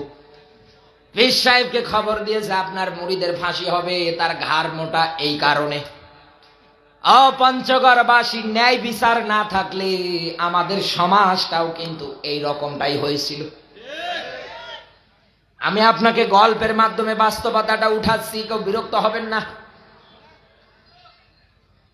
পীর সাহেব আসার পরে ডাক দিয়ে বলছে বেটা তোরা আগেই বললাম যেই দেশের মধ্যে সব সমান সমান হয় ওই দেশে ন্যায় বিচার নেই, তুই তো আমার কথা শুনলি না, এখন বস। বলে আমার বাঁচান। ডাক দিয়ে বলছে তুই চুপ করে থাকবি, তোরে যখন ফাঁসি দিতে ধরবে আমি বলবো আমারে দে, আবার আমার যখন দিতে ধরবে তুই আবার চুপ করে থাকিস না, তুই বলবি আমারে দেন। দুইজনে এরকম করবো, বাকিটা আমি দেখবো। ওর গলায় যখন ফাঁসির দড়ি দেয়, পীর সাহেব বলে না আমার মুরিদ বেঁচে থাক, ফাঁসি আমারে দেন। দুইজনে এরকম করছে। বাচ্চা ডাক দিয়ে বলে বেটা মানুষ মৃত্যু দেখলে পালিয়ে যায়, আর তোমরা দুইজনে গলায় দড়ি নেওয়ার জন্য প্রতিযোগিতা করো। পীর সাহেব ডাক দিয়ে বলছে জাহাপানা আমি যা দেখি আপনি কিন্তু দেখেন না। এদেশের কত পীর সাহেব আছে খাবার খেতে বসে খানায় খাবার মুরগি খাদায়, বলবাল শেষে ভাতের নিচে ডিম দিয়েছে তাই জানে না ও মুরগি তার আসছে। ওই রকম পীর সাহেব ডাক দিয়ে বলছে জাহাপানা আমি দেখতে পাচ্ছি এই দড়ির মধ্যে যে আগে জীবন দেবে গলায় নিয়ে ও আগে জান্নাতে যাবে। বাচ্চা ডাক দিয়ে বলে বেটা অন্য রাষ্ট্রের লোক আমার দেশে এসে এত সহজে জান্নাতে যাবে? এই দড়ি নিয়ে যদি জান্নাতে যাওয়া যায় ফাঁসি এদের দুইজনের দেওয়া লাগবে না, ফাঁসি আমারে দে। ফাঁসি হবে কার আর হচ্ছে কার? এই কথা বলে এই বাংলাদেশে এই লেডি ফিরাউনের আমলে আমরা এটাই দেখেছিলাম, কোন অপরাধ নেই, নিরপরাধ একটা মানুষ যুদ্ধ অপরাধী বানিয়ে, এক কথা বলেন কেন, রাজাকার বানিয়ে হাজারো মিথ্যা মামলা তহমত চাপিয়ে দিয়ে এই লেডি ফিরাউন এরকম হাজারো আমাদের কর্মীদের বিদায় করে দিয়েছে শুধু ন্যায় বিচার না থাকার কারণে। এটা যেন আর সামনে না হয় এই জন্য তো আয়াত থেকে আমি আপনার গলা ফাটিয়ে চিল্লাচ্ছি। এমনকি কালকে এটা ইন্টারনেট পর্যন্ত চলে যাবে, শুধু আপনারা না পুরো বিশ্বের মানুষগুলো দেখতে পারবে আমাদের সমাজে এখন ন্যায় বিচার সবচাইতে বেশি দরকার। কারণ কিয়ামতের ময়দানে মানুষের মাথার নিকটবর্তী যখন সূর্য চলে আসবে মানুষের মাথার মগজগুলো টকবক টকবক করে ফুটতে থাকবে, পুরো ময়দান জুড়ে শুধু আওয়াজ হবে পানি পানি পানি। আল্লাহর নবী জানিয়েছেন ওই কঠিন মুহূর্তের ময়দানে আল্লাহ পাক 7 প্রকার মানুষকে হাউজে, 7 প্রকার মানুষকে আরশের নিচে জায়গা দেবে। তার ভিতরে ইমামুন আদল, দুনিয়ায় যারা ন্যায় বিচার করত। কারা? আরো জোরে বলেন। এই জন্য এই সমাজের মধ্যে ন্যায় বিচার দরকার আছে না রে? এটা সমাজে হবে, এটা পরিবারে হবে। পরিবারের ন্যায় বিচার কি? এদেশে কত মানুষ এই জায়গার মধ্যে বসে আছে, ছেলের নামে সব জায়গায় জমি লিখে দেয়, মেয়ের মাথায় হাত দিয়ে বলে দুধে ভাতে খাস। কি দোয়া গো! আপনি তো ন্যায় বিচার করতে পারলেন না আপনার ছেলে মেয়ের সঙ্গে, আপনি মারা যাবেন, আপনার এই মেয়েটা আপনাকে গালি দেবে। এক কথা বলেন না কেন? আমার নীলফামারীতে এক লোক মারা গিয়েছিল, ছেলেকে জমি দেয়নি না কি জানো ভাগাভাগি, এই নিয়ে বাবার আর কবর দিতে দিবে না। ও কবরে গিয়ে নেমে বসে আছে যে আমাকে সব মাটি দিতে হবে। এই জন্য দুনিয়ায় এখন আপনি বেঁচে আছেন, অবশ্যই অবশ্যই আপনি আপনার পরিবারে ন্যায় বিচারটা কায়েম করে যান। এরপরে সমাজে, এরপরে রাষ্ট্রে নেওয়ার পদক্ষেপ আপনি তৈরি করেন। আপনি না পারেন, একজন আপনাকে ডাকে, তার দলটার সঙ্গে আপনি যুক্ত হন। এক কথা বলেন না কেন? আল্লাহ তো বলেই দিয়েছে তোমাদের মধ্যে একটা দল থাকা উত্তম, যেই দলটা মানুষদেরকে ভালোর পথে ডাকে, খারাপের পথ থেকে ফিরে আসতে বলে। আমার তো মন বলে বিগত বছরগুলোতে আমি যেটা দেখেছি এই দলটাই হচ্ছে বাংলাদেশ জামাতে ইসলামী।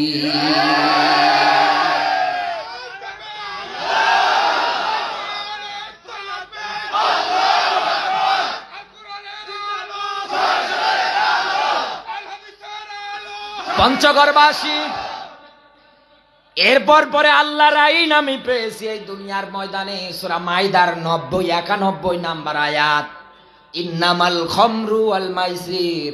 এই দুনিয়ার ময়দানে নেশা করা যাবে না।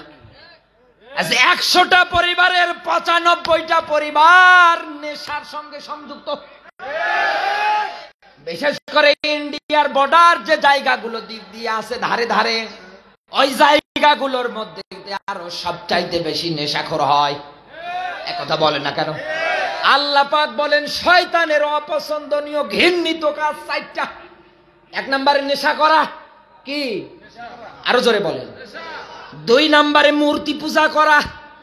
3 নম্বরে এই দুনিয়ার ময়দানে জুয়া খেলা। 4 নম্বরে লটারির মাধ্যমে ভাগ্য নিয়ন্ত্রণ করা। এই বাংলাদেশে আজ আপনি তাকিয়ে দেখেন বন্ধু, 7-8 বছরের ছেলে পর্যন্ত গাঁজা খায়। এই কথা বলে, ওরে একটা সর মারলে আর একটা দেওয়ার জায়গা থাকে না। ও দোকানে গিয়ে বলে দেন একটা লাইট বানিয়ে বললাম। এখন হয়তো বলবেন যে হুজুর আপনি নাম জানলেন কেমন করে? আমার এলাকায় এরকম অনেক ছেলে পেলে আছে একদম ছোট, ও বিড়ি খাওয়ার জম। ও যদি এখন এই রকম হয় তাহলে ও ভবিষ্যতে বড় হয়ে কি হবে? আল্লাহ পাক বলেন আমার আইন, খবরদার তুই নেশা করবি না, জুয়ো খেলবি না, মূর্তি ভাস্কর্য তৈরি করবি না। এই বাংলাদেশে আমরা তাকিয়ে দেখেছি এই লেডি ফেরাউন সব জায়গায় আর বাবার মূর্তি বানিয়েছে। শেষে যেদিন পালালো সব ভেঙ্গে চুরমার করছে। এক মুরব্বী চাচা দেখলাম গোবর নিয়ে যে বেচছে। কি চাচা বলে এতদিন কিছু বলতে পারিনি, সব মনে জমা আছে, সব রাগ ঝাড়তেছে। আপনি ওই মূর্তিগুলো না বানিয়ে যদি আমাদের এই সমাজে কত গরিব মানুষেরা আছে তাদেরকে যদি আপনি কোনো একটা কর্মসংস্থার ব্যবস্থা করে দিতেন, আমার আল্লাহর আরো খুশি হয়ে যেত। তা না, আপনি মরে মরে একটার জায়গায় 3টা আপনার ভাতারের মূর্তি না বানালে হই না। ভণ্ডামির লিমিট আছে, আল্লাহর এগুলো আইন। আপনার পরিবারে আপনি বাবা, আপনি মা, আপনার ছেলেমেয়ের খোঁজ খবর রাখেন। কেন নেশা করবে? আপনি তাকে জিজ্ঞাসা করেন কোথায় যায়, কার সঙ্গে মেলামেশা করে, খোঁজ নেন।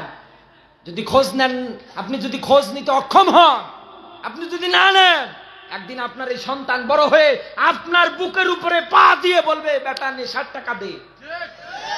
নিজের চোখে দেখা আমার রাত 12টা 1টায় গুংরিয়ে কান্না করছে। কি গো, আশেপাশের বাড়িতে হয় কি? সকালে উঠে একজন জিজ্ঞেস করলাম যে হলো কি?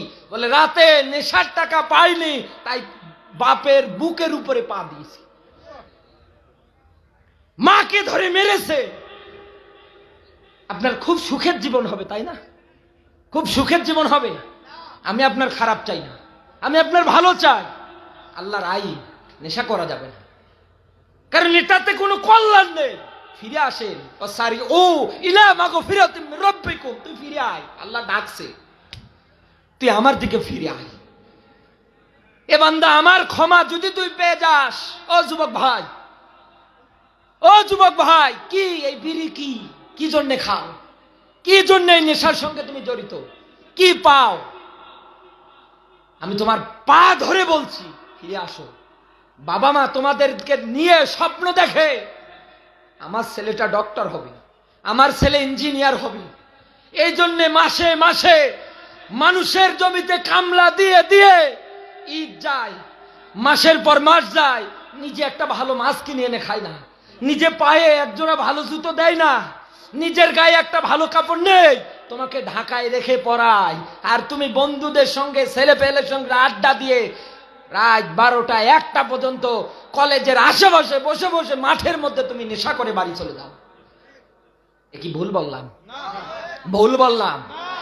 বাবা মায়ের অনেক স্বপ্ন, স্বপ্ন মায়ের বাবার পূরণ করো। পৃথিবীতে শ্রেষ্ঠতম নিয়ামত মার বাবা। অনেক স্বপ্ন দেখে। ও যুবক ভাই, কেন জীবনটাকে নষ্ট করো? কেন লাইফটাকে নষ্ট করো? এই বিড়ি সাইপাসের পিছনে পড়ে, গাঞ্জার পিছনে পড়ে, ফেন্সিডিলের পিছনে পড়ে, ইয়াবার পিছনে পড়ে। সব ধোঁকা, সব ধোঁকা। চক্ষু দুইটা যখন বন্ধ হয়ে যাবে সব শেষ। আমরা ফিরে আসতে পারবো না, পারবো না। আল্লাহ পাক যেন কবুল করে, বলেন আমিন। সম্মানিত মায়েরা যারা বসে আছেন, এবার আপনাদের জন্য একটা খুশির সংবাদ। আর স্বামী যারা বসে আছেন তারা মন খারাপ করলেও করতে পারেন, কারণ আমি এবার মেয়েদের বিষয়ে একটা আয়াত পেয়েছি, আল্লাহর আদেশ। মহরানা এটা ফরজ করেছে কে? আল্লাহ। এ আদেশ দিয়েছে কে? ফাতুহুন্না উজুরাহুন্না ফারিদা। মহরানা দেওয়া নামাজ রোজার মতো ফরজ। এই জায়গার মধ্যে যারা স্বামী বসে আছেন, আপনি বলেন তো, আপনি কি মহরানা দিয়েছিলেন? পরিশোধ? লিল্লাহে তাকবীর, লিল্লাহে তাকবীর। আল্লাহ, যারা মহরানা পরিশোধ আদায় করে দিয়েছে তারা তো ভালো, আর যারা দেয়নি, ভাবি চাচি ওখানে যারা আছেন, আপনাদের পা ধরে মাপসে নিয়েছে না, এ মাপ হয়নি। নবীজির আদেশ, যারা মহরানা আদায় না করবে কিয়ামতে জিনাকারের কাতারে দাঁড়ানো লাগবে, কারণ এটা নামাজ রোজার মতো ফরজ করে দিয়েছে কে? মেয়েদের একটা ব্যাংকিং অ্যাকাউন্ট নির্ধারিত, মেয়েরা জীবনও মাফ করে না। কত মেয়ে আপনি চিন্তা করেন তো, সামান্য সোনো, আইলা, আশকারা, মারজান, ভরুপেন, কাজল, কত কি, কত নাম, শেষই নেই। এই যদি একদিন না এনে দেন, আপনার 14 গোষ্ঠী ধুয়ে গালি দেয়, বলে গোলামের বেটাল গোলাম। এক কথা বলেন না কেন? এই বউ আপনার মহরানা পা চেপে ধরে মাফ করে নিলেন, আর হলো? কিয়ামতের দিন যদি বলে, আল্লাহ আমার তখন টাকার দরকার নেই, এখন টাকার দরকার, কি হবে বলেন তো? বিশ্ব নবীর কাছে সাহাবী আসলেন, ডাক দিয়ে বললেন, নবী আমি বিয়ে করতে চাই। আল্লাহর নবী ডাক দিয়ে বললেন, সাহাবী তোমার কি মহরানা দেওয়ার সামর্থ্য আছে? সাহাবী ডাক দিয়ে বললেন, হুজুর নেই। আল্লাহর নবী মুহাম্মদুর রাসূলুল্লাহ সাল্লাল্লাহু আলাইহি ওয়াসাল্লাম ডাক দিয়ে বললেন, সাহাবী তুমি রোজা রাখতে শুরু করে দাও। রোজা রাখতে রাখতে যেই দিন তোমার মহরানা দেওয়ার মতো সামর্থ্য হয়ে যাবে, ওই দিন তুমি বিয়ে করবা। এক কথা বলেন না কেন? আমাদের দেশে তো বিয়ে দেওয়া লাগছে না, হাত ধরে আগে পালিয়ে যাচ্ছে। সম্মানিত মায়েরা, আপনারা দামি সম্পদ। আল্লাহর নবী জানিয়েছেন, পৃথিবীতে শ্রেষ্ঠতম সম্পদ হচ্ছে আল্লাহওয়ালা নেককার মেয়ে মানুষ। আপনি কেন আপনার দাম আপনি নিজে কমান? কেন আপনি এইসব আন্দাজ না করে উল্টা পাল্টা কাজগুলোতে কেন জড়ান? আপনার সম্মান মর্যাদা ইসলামের মধ্যে সব চাইতে বেশি আমার আল্লাহ দিয়েছে। একটা সময় ছিল হাটে বাজারে ক্রয় করা হতো, মেয়ে সন্তান হলে আছাড় দিয়ে মেরে ফেলতো। সেখান থেকে, এই অন্ধকারের যুগ থেকে আল্লাহর নবী কোরআন দিয়ে সুন্দর করে আপনাদের সম্মানটা বাড়িয়ে দিলেন। সেই সম্মান পাওয়ার পরে আজ আপনি যা করছেন, বুকে কাপড় নেই, পিঠে কাপড় নেই, একথা বলেন না কেন? আপনি এমন কায়দায় রাস্তাঘাটে চলাচল করেন, শয়তান পর্যন্ত আপনার দেখে ডাক দিয়ে বলে, তুমি থাকলে আর আমার দরকার নেই, আমি ছুটি নিয়ে চলে গেলাম। পঞ্চগড়বাসী মহরানা আদায় যদি না করেন, আপনি আদায় করে নেবেন, কারণ এটা ফরজ। এরপর পরে আল্লাহর আইন, এই দুনিয়ার ময়দানে মা বাবার সঙ্গে ভালো আচরণ করা লাগবে। কোরআনে কারীম জানিয়েছে, ওয়াকাদা রাব্বুকা আল্লা তা'বুদু, বলেন আল্লাহু আকবার। আল্লাহ পাক বলেন, আমি নিজে রায় দিলাম। সূরা বানী ইসরাঈলের 23 নম্বর আয়াত। আল্লাহ পাক বলেন, আমি নিজে রায় দিলাম, এই দুনিয়ার ময়দানে তোর মা আর তোর বাবার সঙ্গে ভালো আচরণ কর, দয়া কর আমার ইবাদতের পরপরে। একথা বলে না কেন? আমার ইবাদতের পরপরে তোর দায়িত্ব এই দুনিয়ার ময়দানে তোর মা বাবার সঙ্গে ভালো আচরণ কর। তোর মা বাবা যেন তোর কোন আচরণে শব্দ বের করতে না পারে।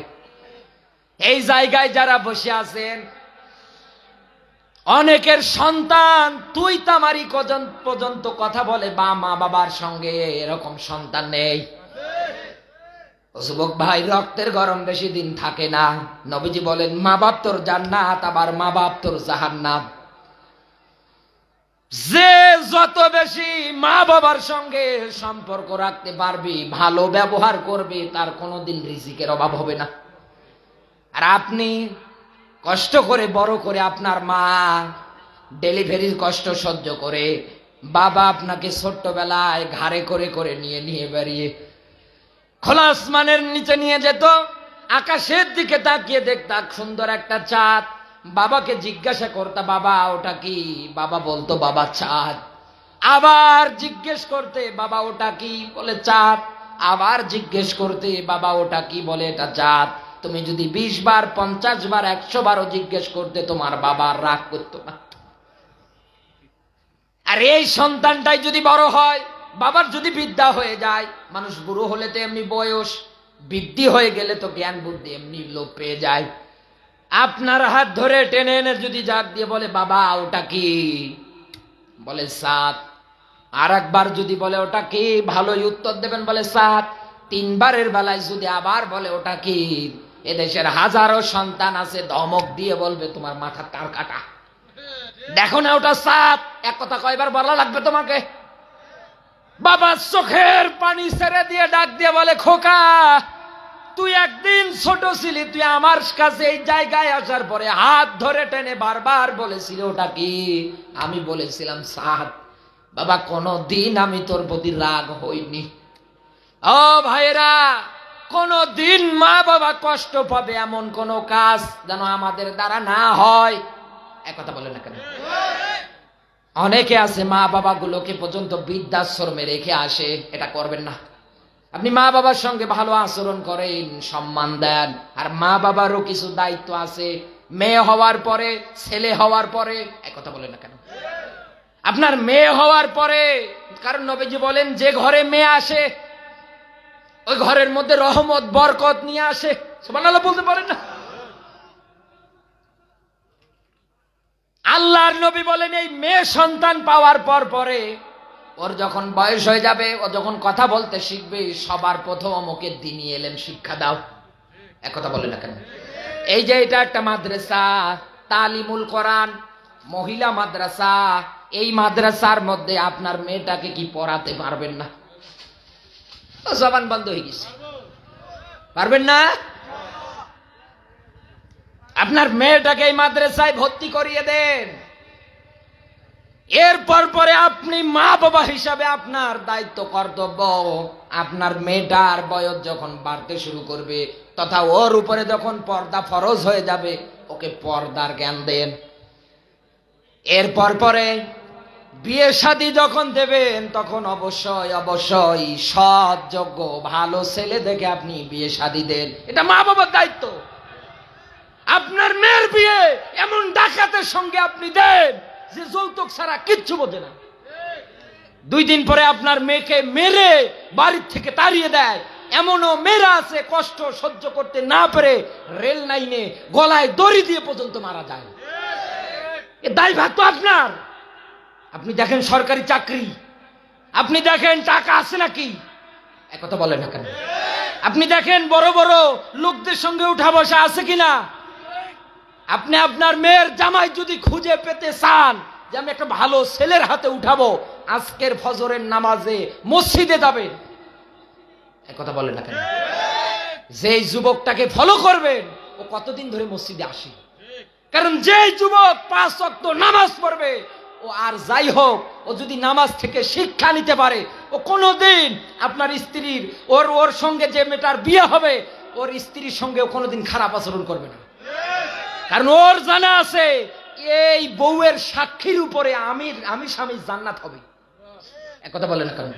জান্নাত তো সহজ, কে নিয়ে রেখেছে? জান সকাল বিকাল বউ পিটিয়ে মা বাবার মনে কষ্ট দিয়ে আপনি মনে করেন আমি জান্নাত পাবো? সম্ভব? সম্ভব? সম্ভব না। আল্লাহর এই আইনগুলো আল্লাহ এরকম ধারাবাহিক ভাবে শরীয়তের 500 দিয়েছে। আমি তো 60টা বললাম মাত্র। এগুলো আমাদের সমাজের মধ্যে এখন সবচাইতে বেশি দরকার। আল্লাহ পাক যেন আমাদেরকে কার্যকর করার তৌফিক দেয়, বলেন আমিন। নবীজির প্রতি দরদ, মানবতার মুক্তির মডেল, মানবতার মহান আদর্শ, মানবতার শিক্ষক, নবীকুর শিরোমণি নবী মুহাম্মদুর রাসূলুল্লাহ সাল্লাল্লাহু আলাইহি ওয়াসাল্লাম। আল্লাহ পাক বলেন, আহাসিবান নাসু আইয়ুতরাকু আইয়াকুলু আমান্না আহুম লা ইফতানুন।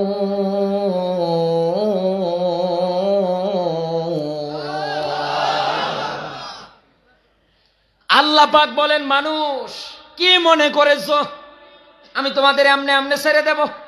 একথা কার? একথা কার? ও মানুষ, তোমরা কি এমনে এমনে মনে করেছো আমি তোমাদেরকে এমনে এমনে ছেড়ে দেব? না। ঈমান এনেছি এ কথা বললেই কি আমি তোমাদের ছেড়ে দেব? বিষয়টা এমন না। অথচ আমি আল্লাহ এখনো পরীক্ষাই করলাম না। তার মানে আল্লাহ আয়াত অনুযায়ী আমাদেরকে পরীক্ষা করবে তার এই জমিনে। একথা বলে না কেন? আমরা পরীক্ষা দিতে রাজি? রাজি তো? বিরক্ত হচ্ছে? আল্লাহর এই জমিনে ঈমানের ঘোষণা দিলেই আল্লাহ যে আপনাকে ছেড়ে দেবে বিষয়টা এমন না। সূরা আনকাবুতের 2 নাম্বার আয়াতটা আমি আজকে তেলাওয়াত করেছিলাম। এই 2 নাম্বার আয়াতে আল্লাহ যেটা বুঝিয়েছেন, এই দুনিয়ায় যদি কেউ বলে আমান্না, আমি ঈমান আনলাম, এ কথা বললেই আল্লাহ কোনদিন ওকে ছেড়ে দেবে না। কারণ আল্লাহ ঈমানদার তো পরীক্ষা করবেই। আপনার কেমন ঈমান? একথা বলে না কেন? পরীক্ষার মাধ্যমে তো বাছাই ছাঁটাই হয়। দুনিয়ার একটা চাকরিতে গেলেও পরীক্ষা আছে। আর আপনি মুমিন ঈমানদার হয়ে আল্লাহর জান্নাত অবধি পর্যন্ত যাবেন, আল্লাহ মনে হয় এমনে এমনে দেবে? না, আমার আল্লাহ পাক এমনে এমনে দেবে না। আল্লাহ পাক বলেন আমিও পরীক্ষা করব। এই দুনিয়ার ময়দানে এই পরীক্ষার বিষয়ে দ্বীন আর ইসলামের উপরে টিকে থাকতে গিয়ে বিশ্বনবী মুহাম্মদ রাসূলুল্লাহ সাল্লাল্লাহু আলাইহি ওয়াসাল্লামের উপরে সাহাবীরা আসার পরে ডাক দিয়ে বললেন, হে নবী, আপনি কি আমাদের জন্য দোয়া করবেন না? আপনি কি আমাদের জন্য দোয়া করবেন না? আমাদের জন্য কি আল্লাহর কাছে সাহায্য প্রার্থনা করবেন না? আমরা তো মার খেতে খেতে শেষ হয়ে গেলাম। আমরা তো নির্যাতন সহ্য করতে করতে শেষ হয়ে গেলাম। বুখারীর হাদিস বলছি, আল্লাহর নবী এ কথা শোনার পর পরেই ডাক দিয়ে বলেছিলেন, সাহাবীরা, তোমাদের কি এমন দুর্দশা এসেছে তোমরা এই কথা বলছো? অথচ অতীতের ইতিহাস তালাশ করে দেখো, তোমাদের আগে যারা বলেছিল আমান্না, আমি ঈমানদার, এ ঘোষণা যারাই দিয়েছিল তাদেরকে মাটির মধ্যে গর্ত খনন করে গলা অবধি পর্যন্ত একটা জিন্দা মানুষকে পুঁতে ফেলা হতো। ও সাহাবীরা, এরপরে করাত নিয়ে আসা হতো, মাথার উপরে রেখে দিয়ে জীবন্ত মানুষটাকে করাত চালিয়ে দ্বিখণ্ডিত করে দেওয়া হতো। এতটুকুনি না, কারো কারো শরীরে ঈমানের ঘোষণা দেওয়ার কারণে লোহার চিরুনি দিয়ে আঁচড়ানো হতো, শুধু হাড়গুলো থাকতো, চামড়া গোশত একটাও থাকতো না। ও সাহাবীরা, এত জুলুম এত নির্যাতন করার পরেও ওই সময়ের একটা দিনের কর্মী পর্যন্ত আল্লাহর পথ থেকে, ইসলামের পথ থেকে এক চুল পরিমাণ দূরে সরে আসেনি। সুবহানাল্লাহ বলতে পারো? ও সাহাবীরা, আল্লাহর সাহায্য নিয়ে বলেছো মাত্তা নাসরুল্লাহ, কখন আসবে আল্লাহর সাহায্য? নবী মুহাম্মদ রাসূলুল্লাহ সাল্লাল্লাহু আলাইহি ওয়াসাল্লামকে আল্লাহ জানিয়েছে আল্লাহর সাহায্য অতি নিকটবর্তী। সুবহানাল্লাহ বলতে পারেন? কারণ আল্লাহর ব্যাখ্যা, এই দুনিয়ার ময়দানে মুমিন ইমানদারেরা যদি বিপদে পড়ে আল্লাহর পক্ষ থেকে বাঁচানো ওয়াজিব হয়ে যায়। এটা মনে হয় বানালা, এ কথা কার? আরো জোরে বলেন। নবীজি ডাক দিয়ে বলেছিলেন, সাহাবীরা সেই দিন আর বেশি দূরে নয়, সানা থেকে হাজরামাউত পর্যন্ত সুন্দরী নারীরা তাদের যৌবন নিয়ে চলাচল করবে, সম্পদশালী মানুষগুলো তাদের সম্পদ নিয়ে চলবে, সব নিরাপত্তা বহন করবে। এই দুনিয়ায় এক আল্লাহ বাদ দিয়ে আর কারো ভয় কারো অন্তঃকরণে থাকবে না। ও সাহাবীরা, সেই দিন আর বেশি দূরে না। আমরাও তাকিয়ে দেখতে পাচ্ছি বিগত 16 বছর ইমানের অগ্নি পরীক্ষা দিতে দিতে অসংখ্য কাছের বন্ধু পর্যন্ত আমরা হারিয়ে ফেলেছি। যাদের সঙ্গে এক টেবিলে খানা খেতাম, যাদের সঙ্গে প্রতি রাত পর্যন্ত ফোনে কথা বলা হতো, আজকে এই লোকটা ইমানের উপরে টিকে থাকতে গিয়ে এই লেডি ফেরাউনের শাসন আমলে কবরের বাসিন্দা হয়ে পর্যন্ত গিয়েছে। এই দুনিয়ার ময়দানে আল্লাহ পাক জানিয়েছেন, এই রকম দুনিয়ায় যারা হয়েছিল, দুনিয়ায় যারা এরকম পরীক্ষার সম্মুখীন হয়েছিল আর যারা নির্যাতন চালিয়েছিল, একটাকেও আমি আল্লাহ দুনিয়ায় ছাড় দেইনি। আল্লাহ পরীক্ষা করবে আপনাকে। পরীক্ষার ব্যাপারে আরো আয়াত আছে, ওয়ালা নাবলুওয়ান্নাকুম। 1 নাম্বার পরীক্ষা আল্লাহ। এবার স্টপ গুলো দেখেন। খাউফ, এখানে আলেম যারা আছে জিজ্ঞাসা করেন, খ ওয়াও আর ফা, খাউফ মানে কি? সাধারণ ভয়। খাউফ মানে কি? বলেন বলেন বলেন। সাপ দেখলে যে ভয় হয়, বাঘ দেখলে যে ভয় হয়, আর ইমানদারের কাছে মৃত্যুটা পর্যন্ত সাধারণ ভয়। এক কথা বলেন না কেন? কারণ ইমানের প্রতি অবিচল থাকতে গিয়ে, টিকে থাকতে গেলে আপনার জীবন পর্যন্ত দেওয়া লাগতে পারে। আমাদের দেশের ইসলামী আন্দোলন করতে গিয়ে, শিবির করতে গিয়ে কত ভাইয়েরা পর্যন্ত ক্রসফায়ারের শিকার হয়েছিল। তারা কি জীবনের মায়া করেছে? কারণ তাদের আয়াত জানা আছে, আল্লাযী খলাকাল মাউতা ওয়াল হায়াতা। আল্লাহ আগে মরণ বানিয়েছে, এরপরে হায়াত। এজন্য আল্লাহ পাক বলেন, আমি তোকে পরীক্ষা করব। 1 নাম্বার খাউফ, ভয় দিয়ে, তোর যেন ভয় না হয়। কারণ তুই ইমানের প্রতি অবিচল থাকতে গিয়ে মারা যাবি, আমি আল্লাহ জান্নাতে দিতে দেরি করব না। 2 নম্বরে, এই পৃথিবীর ময়দানে আল্লাহ পরীক্ষা করবে ক্ষুধা, দারিদ্রতা দিয়ে। আর এটা নিরসনও আল্লাহ দিয়েছে। রিজিক যদি পেতে চাও, ফালিয়াবুদু রাব্বা হাযাল বাইত, তাহলে ওই ঘরের রবের ইবাদত করতে বলেছেন কে? যদি দারিদ্রতার সময় দারিদ্র থেকে বাঁচতে চাও, ভয় থেকে যদি বাঁচতে চাও, আর ক্ষুধার সময় যদি খাদ্য চাও, তাহলে ওই রবের ইবাদত করো। সূরা কুরাইশের ব্যাখ্যা। এক কথা বলে না কেন? এরপর পরে আল্লাহ পাক বলেন, আমি পরীক্ষা করব ধন দিয়ে। কত মানুষ আছে ধন সম্পদ পাওয়ার পরে আপনি কৃপণতা করেন, আল্লাহ আপনাকে ধন সম্পদ দিয়ে পরীক্ষা করে। এরপরে জান দিয়ে, এরপরে ফসলের ক্ষয়ক্ষতি দিয়ে আল্লাহ পাক আপনাকে পরীক্ষা করবে। ও পঞ্চগড়বাসী, আমরা এই পরীক্ষাগুলোতে উত্তীর্ণ হওয়ার চেষ্টা করব ইনশাআল্লাহ। আরো জোরে বলেন ইনশাআল্লাহ। আগামীতে ইসলামকে এগিয়ে নিয়ে যাওয়ার জন্যে, ইসলামী দলকে এগিয়ে নিয়ে যাওয়ার জন্যে আপনাদেরকে যদি আহ্বান করা হয়, ডাকা হয়, আমি যে আইনগুলোর কথা বললাম, এই আইনগুলো সংসদে নিয়ে যাওয়ার জন্যে যদি ডাক আসে, আমরা পারবো না? আমরা পারবো না? আল্লাহ তুমি তো সব দেখো, তুমি তো সব দেখো। তোমার এই বান্দাগুলোর হাত গুলো তুমি ক্যামেরায় রেকর্ড করে নাও। মানুষ যেটা বলে সেটা তো তোমার কাছে লিপিবদ্ধ থাকে। আল্লাহ আমাদের চর্ম চোখে আমরা যেন দেখতে পারি তোমার জমিনে তোমার কালেমার পতাকা, তোমার আইন সব চলতেছে। আল্লাহ দেখে আমাদেরকে যেন মরবার তৌফিক দান করে। বলেন আমিন। আরো জোরে বলেন আমিন। আল্লাহ পাক আমাদেরকে যে কথাগুলো আমি বলেছি, আমাকে আমল করার, আপনাদেরকে আমল করার জন্য তৌফিক দান করে। মায়েরা যারা এসেছেন, হ্যাঁ ভাই বসে যান, আমি এখনই মোনাজাত করব।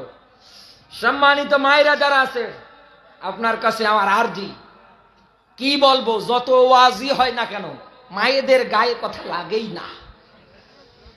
এত ওয়াজ হয়, এত কথা হয়, কিন্তু মায়েরা ওই মোনাজাত করে ছেড়ে দেবেন, আগেও যা পরেও তা।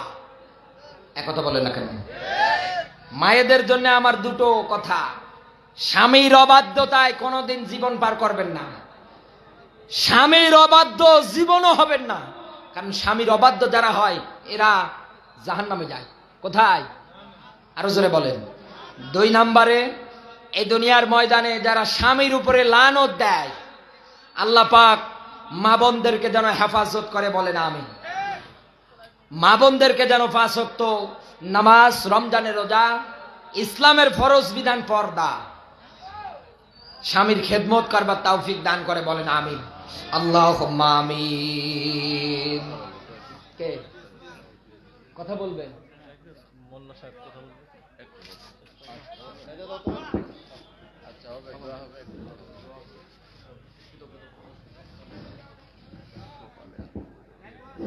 আলহামদুলিল্লাহ, কি আল্লাহ রাব্বুল আলামিনের দরবারে লাখ কোটি শুকরিয়া আদায় করি। আমি বিগত কয়েকদিন ধরে একটু আতঙ্কের মধ্যে ছিলাম যে আকাশের যে পরিবেশ ছিল, পরিস্থিতি ছিল। আল্লাহ রাব্বুল আলামিনের কাছে শুকরিয়া আদায় করি যে এত সুন্দর একটি পরিবেশ আমাদেরকে উপহার দিয়েছেন। সকলে বলে আলহামদুলিল্লাহ। দোয়া হবে, উঠবেন না, আমি 1 মিনিটে শেষ দেব ইনশাআল্লাহ। আমি আপনাদের সকলের প্রতি কৃতজ্ঞতা। আজকে এই মাহফিলকে আপনারা আলোকিত করেছেন, বিশেষ করে এই মাহফিলের জন্য যারা অক্লান্ত পরিশ্রম করেছেন। আমি কথাগুলো এই জন্য বলতেছি, আমি এদেরকে কাছে পেয়ে এই মাহফিলটাকে এই সুন্দর আয়োজনের ব্যবস্থা করার অনেক সুযোগ পেয়েছি বা অনেক সহযোগিতা পেয়েছি। এই জন্য আমি কৃতজ্ঞতা জানাই। কারণ অনেকেই এখানে আছে যারা আমাদের খুবই কাছের, এরা না রাখতেও আসছে। বিশেষ করে স্বেচ্ছাসেবী যারা ছিল, আলহামদুলিল্লাহ আমাদের স্বেচ্ছাসেবী ভাইদেরকে আমি ধন্যবাদ জানাবো। এরা অনেক পরিশ্রম করেছে প্রথম থেকে শেষ অবধি। আগামীতে আমরা আপনাদেরকে নিয়ে এই মাঠে মাহফিল দিব ইনশাআল্লাহ। আপনারা কি চান? ইনশাআল্লাহ অবশ্যই হবে। আপনাদের সকলের পরামর্শ নিয়ে এটা ভালো করে করবো ইনশাআল্লাহ। আমি আপনাদের কাছে আরেকটা আহ্বান করবো, আপনারা সকলে অবগত আছেন যে আমি মহিলা মাদ্রাসাকে আমি পরিচালনা করতেছি, এটার প্রতিষ্ঠাতা আমি। আপনাদের সকলের দোয়া এবং ভালোবাসায় এই মাদ্রাসাটি এই গত 1 বছর আগেই শুরু করছিলাম। এখন এই মাদ্রাসায় 55 থেকে 60 জন বাচ্চা আলহামদুলিল্লাহ আমরা ইতিমধ্যেই ভর্তি করতে পেরেছি। আপনাদের দোয়া এবং সহযোগিতা কামনা করতেছি। যাদের পরিবারের বাচ্চা আছে মাদ্রাসায় পড়তে উপযোগী, অবশ্যই আপনারা এখানে হোক আর অন্য কোনো মহিলা মাদ্রাসা হোক চেষ্টা করবেন ভর্তি করার জন্য। পাশাপাশি আমরা যারা এখানে উপস্থিত হয়েছি সকলেই এই মাহফিলকে ঘিরে যারা আমরা দায়িত্ব পালন করেছি, যদি কোনো ত্রুটি হয়ে থাকে আমাদেরকে ক্ষমা দৃষ্টিতে দেখবেন, আমাদের জন্য দোয়া করবেন। আমরা যারা এই মাহফিলকে এই সুন্দর একটি উপহার দিতে পেরেছি, আল্লাহ যেন আমাদের এই মাহফিলের উচিলায় আমাদের ছোটখাটো গুণাগুলো মাফ করে যায়। আগামী দিনে যেন আপনাদের সামনে আমরা ভালো কিছু উপহার দিতে পারি, এই তৌফিক যেন আল্লাহ আমাদেরকে দান করে বলে আল্লাহুম্মা আমিন। আখির দাওয়ানা আলহামদুলিল্লাহি রাব্বিল আলামিন। আসসালামু আলাইকুম। সমস্যা নেই, যারা দাঁড়িয়ে আছেন আমি আহ্বান করছি বসে। আমরা সকলে দরুদ শরীফ পড়ি। আল্লাহুম্মা সাল্লি আলা মুহাম্মাদ কামা সাল্লাইতা ওয়া আলা ইন্নাকা আল্লাহু বারাক কামা ওয়া আলা আল্লাহ।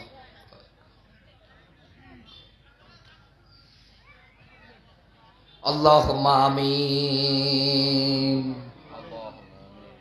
রব্বানা যালামনা আনফুসানা ওয়া ইল্লাম তাগফির লানা ওয়া তারহামনা লানাকুনান্না মিনাল খাসিরিন।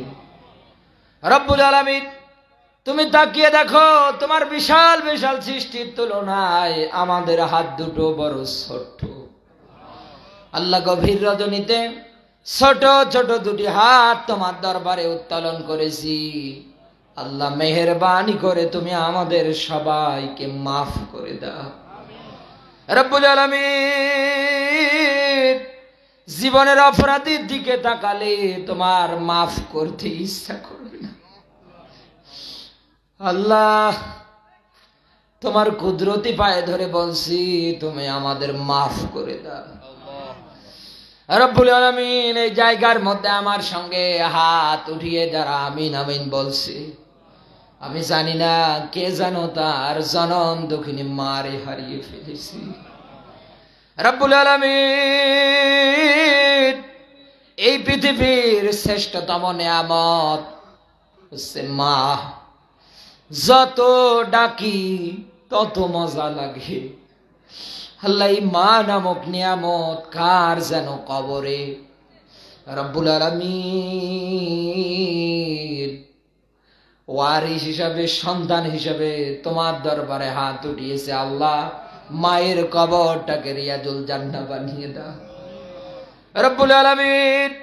আমার মা বেঁচে আছে, মাহফিল শেষ করে রাত 1টা 2টা 3টা পর্যন্ত যদি আমি আমার বাড়ির গেটের সামনে গিয়ে দাঁড় হই, দরজায় দাঁড়িয়ে যদি ডাক দিই আম্মা, সঙ্গে সঙ্গে আমার মা বের হয়ে আসবে। আল্লাহ যাদের মা কবরে, তারা যদি ডাকতে ডাকতে অজ্ঞান হয়ে পড়েও যায়, তারপরেও মা আসবে না। ঘরে গিয়ে তাকিয়ে দেখবে মায়ের ব্যবহারাদি জিনিস সব পড়ে আছে, পুরো বাড়ি খুঁজে আর মারই পাওয়া যায় না। আল্লাহ মা জননী যাদের কবরে, কবরটারে জান্নাতের বাগান বানিয়ে দাও রব্বুল আলামিন। বাবা হারিয়ে যারা হাত উঠিয়েছে, আল্লাহ বাবার কবরটাকে রিয়াজুল জান্নাহ বানিয়ে দাও রব্বুল আলামিন। দাদা দাদি, নানা নানি, ফুয়া ফুফি, আত্মীয় স্বজন, পাড়া প্রতিবেশী, ময় মুরব্বী যারাই যাদেরকে হারিয়ে তোমার দরবারে হাত উত্তোলন করেছে, আল্লাহ বিদায় তার মাগফিরাত কামনা করছি, তুমি মাফ করে দাও আল্লাহ। যারা আমরা জীবিত আছি, আল্লাহ আমাদের সবাইকে তুমি নেক হায়াত দিয়ে দাও। মা বাপ থেকে শুরু করে যাদের জীবিত আছে, আল্লাহ দ্বীন আর ইসলামের জন্য তুমি কবুল করে নাও রব্বুল আলামিন। এই জায়গার মধ্যে যারা হাত উঠিয়ে আমিন আমিন বলছে, আল্লাহ যাদের অভাব তাদের অভাব দূর করে দাও আল্লাহ। কেউ ঋণগ্রস্ত, ঋণ পরিশোধ করার তৌফিক দাও রব্বুল আলামিন। কেউ অসুস্থ, আল্লাহ তুমি শেফায়ে আজিলা দিয়ে দাও রব্বুল আলামিন। যে যে সমস্যার উপরে আছে, আল্লাহ এই কোরআনের ময়দান থেকে আমি দোয়া করছি, মেহেরবানি করে সব সমস্যা তুমি সমাধান করে দাও। তাকাব্বাল মিন্না ইন্নাকা আনতাস সামিউল আলিম ওয়া তুব আলাইনা ইয়া মাওলানা ইন্নাকা আনতাত তাওয়াবুর রহিম রব্বুল আলামিন। আজকের এই তালিমুল কোরআন মহিলা মাদ্রাসার উদ্যোগে ঐতিহাসিক তাফসিরুল কোরআন মাহফিল, আল্লাহ আজকের এই মাহফিলের সভাপতির দায়িত্বে যিনি আছেন শ্রদ্ধাভাজন বড় ভাই মাওলানা মোহাম্মদ তোফাইল প্রধান, আল্লাহ তোমার গোলাম চেয়ারম্যান পদপ্রার্থী, আল্লাহ উনি চেয়ারম্যান, আল্লাহ তোমার এই গোলামটাকে তোমার রাস্তায় সাফরদ করলাম, তুমি কবুল করে নাও রব্বুল আলামিন। যত মানুষের দায়িত্ব তার উপরে তুমি দিয়েছো, আল্লাহ দায়িত্বের সঠিক হক যেন আদায় করতে পারে তুমি তৌফিক দাও রব্বুল আলামিন। আজকের এই মাহফিলের প্রধান অতিথি আমাদের মাথার তাজ জেলা আমির, আল্লাহ তোমার গোলাম অধ্যাপক মাওলানা মোহাম্মদ ইকবাল হোসাইন সহকারে 64টা জেলায় যত এরকম জামাতে ইসলামের জেলা আমির আছে, আল্লাহ সবাইকে তুমি কবুল করে নাও রব্বুল আলামিন। ইসলামী আন্দোলনের এরকম যত কর্মী আছে, যত সাথী আছে, যত ভাইরা আছে, আল্লাহ তোমার এই গোলামগুলো এত ত্যাগ, এত কষ্ট স্বীকার করেছে, আল্লাহ সবগুলো তুমি ইবাদত হিসাবে কবুল করে নাও আল্লাহ তোমার এই গোলামদেরকে যাবতীয় বিপদ আপদের হাত থেকে হেফাজত করো রব্বুল আলামিন। বিশেষ অতিথি অনেকগুলো মানুষের নাম, আল্লাহ সবাইকে তুমি কবুল করে নাও। ও আসমানের মালিক, এই মাদ্রাসার মধ্যে যে বাচ্চাগুলো লেখাপড়া করে, আল্লাহ মা ফাতেমার মতো তুমি ঈমান দিয়ে দাও, খাদিজার মতো ত্যাগী বানাও, আসিয়ার মতো তুমি ঈমান দিয়ে দাও রব্বুল আলামিন। এই মাদ্রাসার ম্যানেজিং কমিটিতে যারা আছে, আল্লাহ তোমার এই গোলামগুলোকে তুমি কবুল করে নাও। আল্লাহ সারাটা জীবন যেন এই মাদ্রাসার পাশে থাকতে পারে তুমি তৌফিক দিয়ে দাও। আল্লাহ তোমার এই মাদ্রাসাটার প্রতি তোমার কুদরতি নজর দিয়ে দাও রব্বুল আলামিন। যারা এখন পর্যন্ত শ্রম দিয়ে যাচ্ছে এই মাদ্রাসায়, বিশেষ করে আমার ওস্তাদ তুল্য যারা, আল্লাহ তোমার এই গোলামগুলোকে তুমি কবুল করে নাও, জানে মালে বরকত দিয়ে দাও রব্বুল আলামিন। পাশেই কবরস্থান, কারো আম্মা শুয়ে আছে, কারো আব্বা শুয়ে আছে, কারো দাদা শুয়ে আছে, কারো দাদি শুয়ে আছে। আল্লাহ যারাই যাদেরকে হারিয়ে যে হাত উঠিয়েছে, আল্লাহ কবরে আযাব হলে তুমি মাফ করে দাও। আল্লাহ দুনিয়ায় ভুল ভ্রান্তি যদি করে যে থাকে, আমরা ওয়ারিস হিসাবে তোমার কুদরতি পায়ে ধরে মাফ চাই, তুমি মাফ করে দাও রব্বুল আলামিন। আসমানের মালিক, হাত উঠালেই মনে পড়ে যায় সেই লোকটা 50 বছর কোরআনের খেদমত করেছি। আল্লাহ আমাদের অনুপ্রেরণা।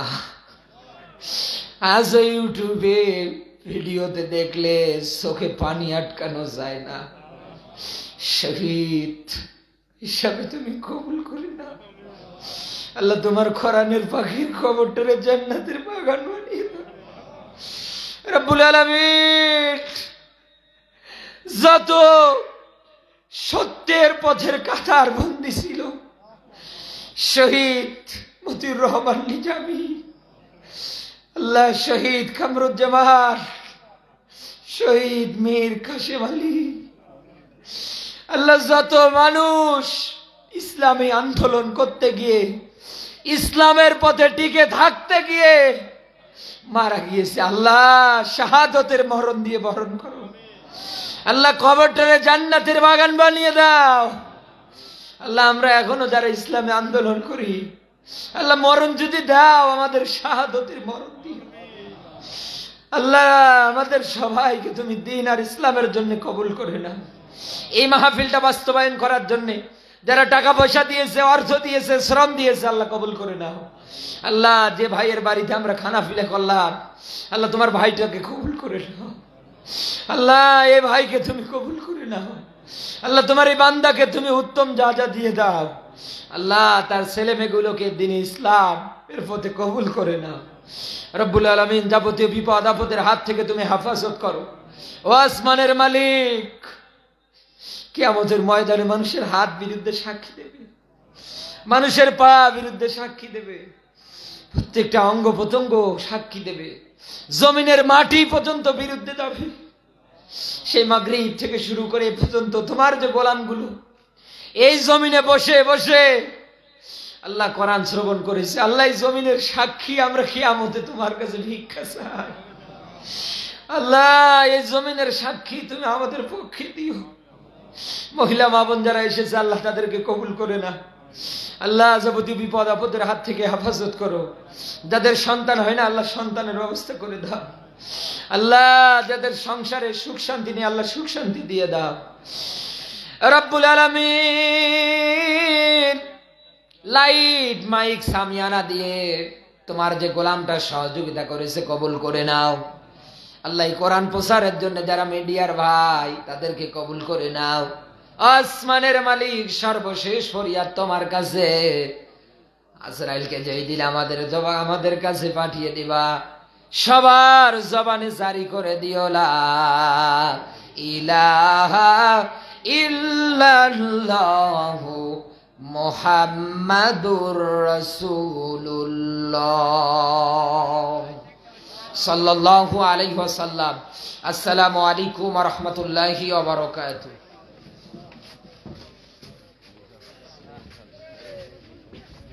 দোকানে দিছে কি পানি দেয় না আমাকে